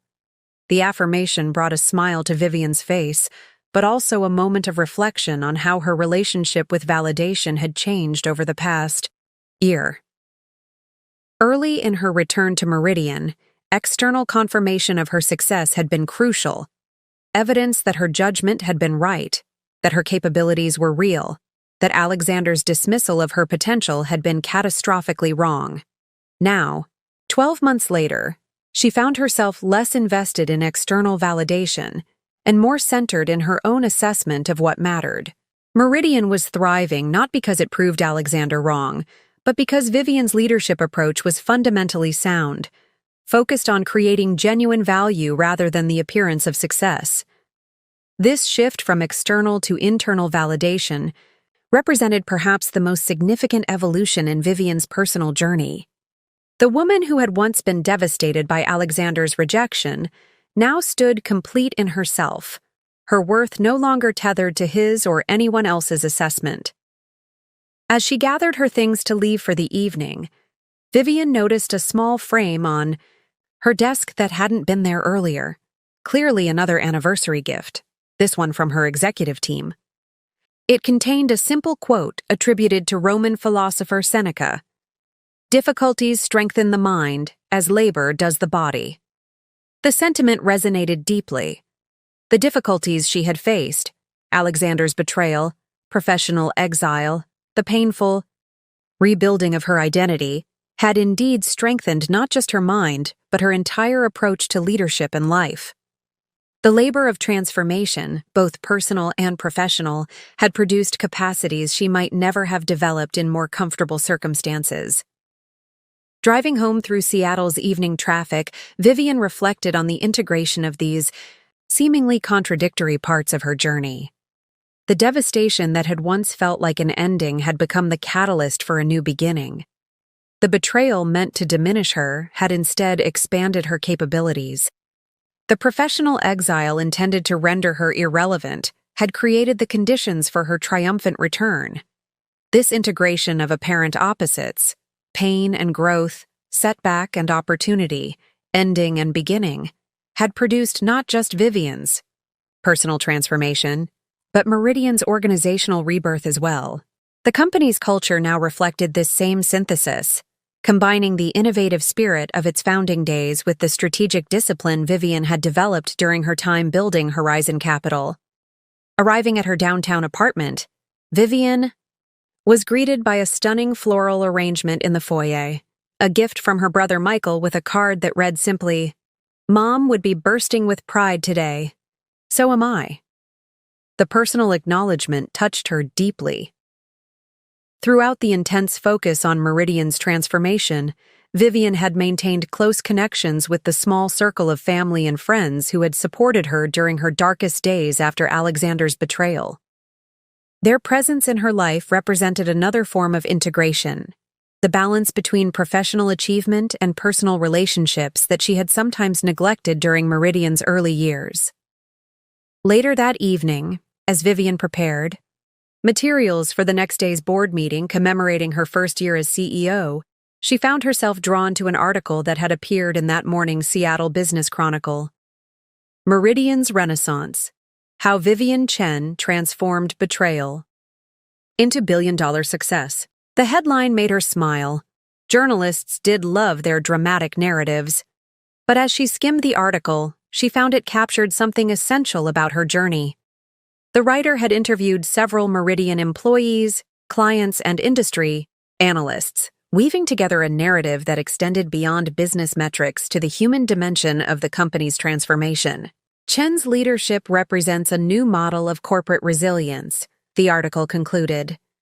Not the ego-driven, acquisition-obsessed approach that nearly destroyed Meridian, but a balanced vision that values sustainable growth, authentic client relationships, and organizational health.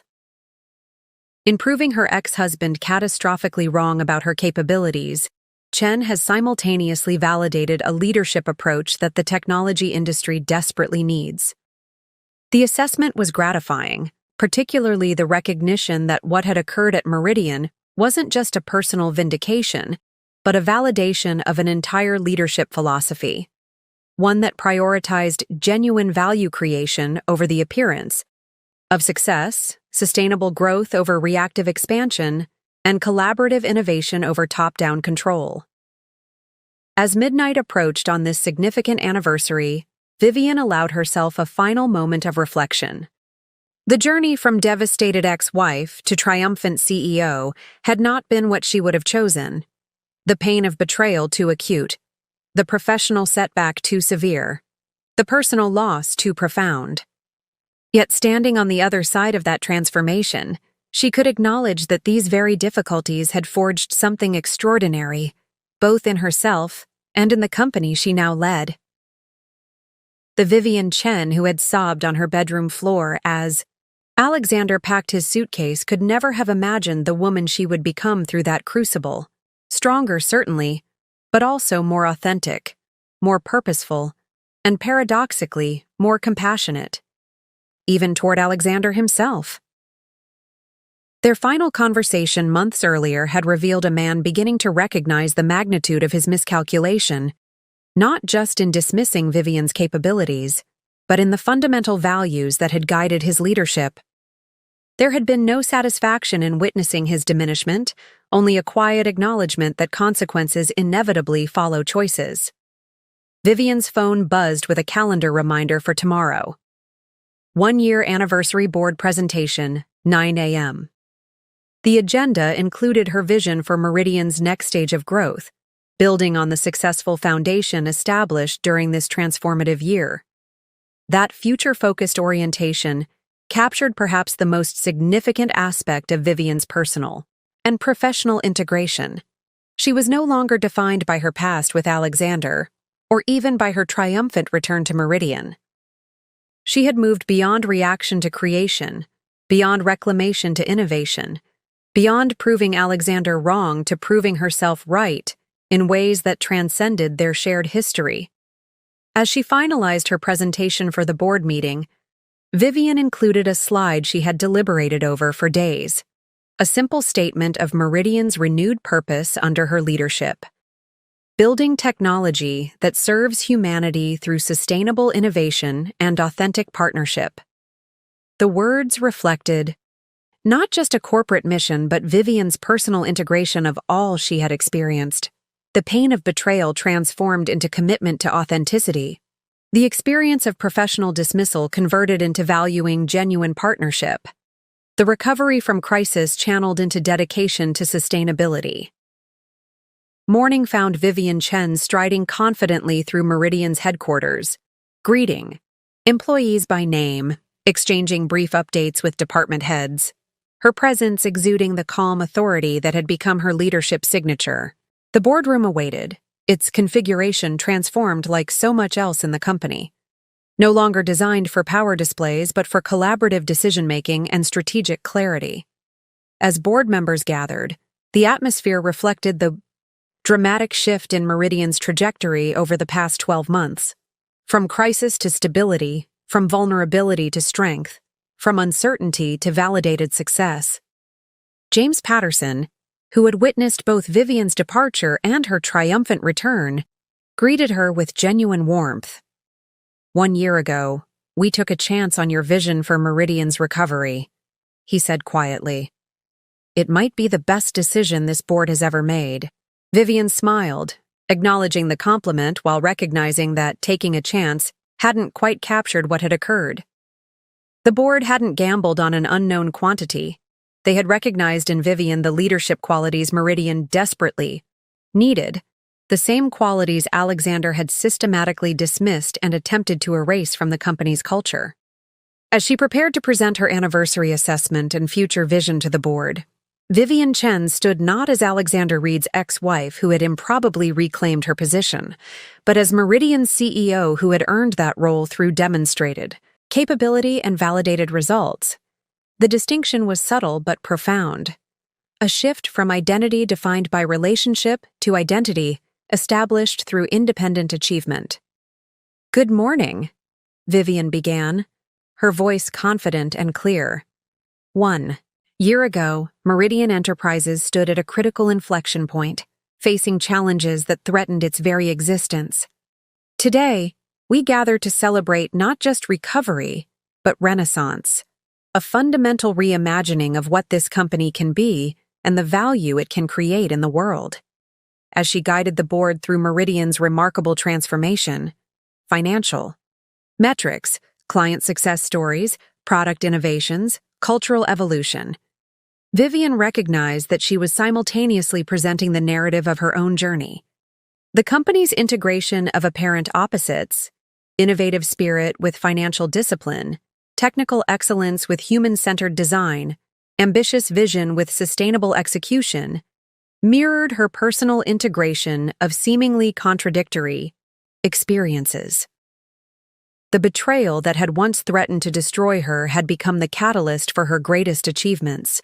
The professional dismissal meant to render her irrelevant had created the conditions for her most significant contributions.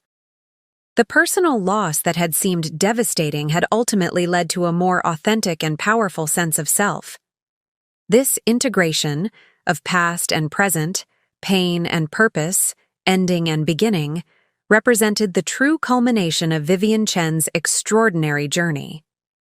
Not merely surviving betrayal, but transforming it into the foundation for unprecedented success.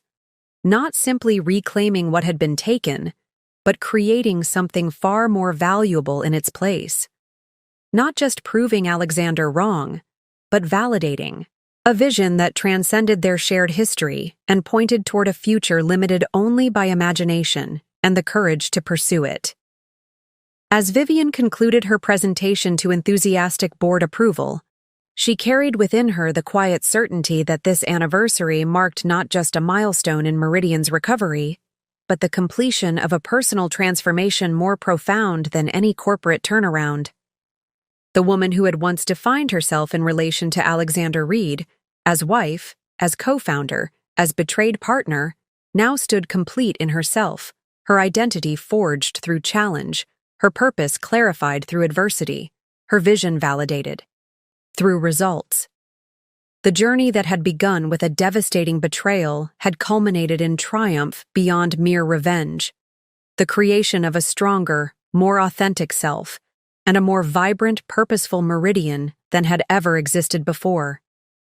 In the end, Alexander's most significant contribution to Vivian's life hadn't been the company they built together, or even the betrayal that shattered her world, but the opportunity that betrayal inadvertently created for her to discover capabilities, purpose, and strength she might never have claimed otherwise.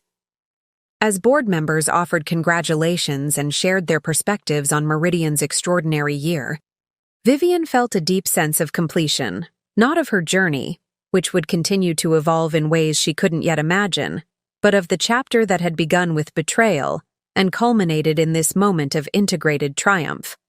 Whatever the future held for Vivian Chen and for Meridian Enterprises, it would be shaped not by reaction to the past, but by vision for the future, not by proving others wrong, but by creating something authentically right.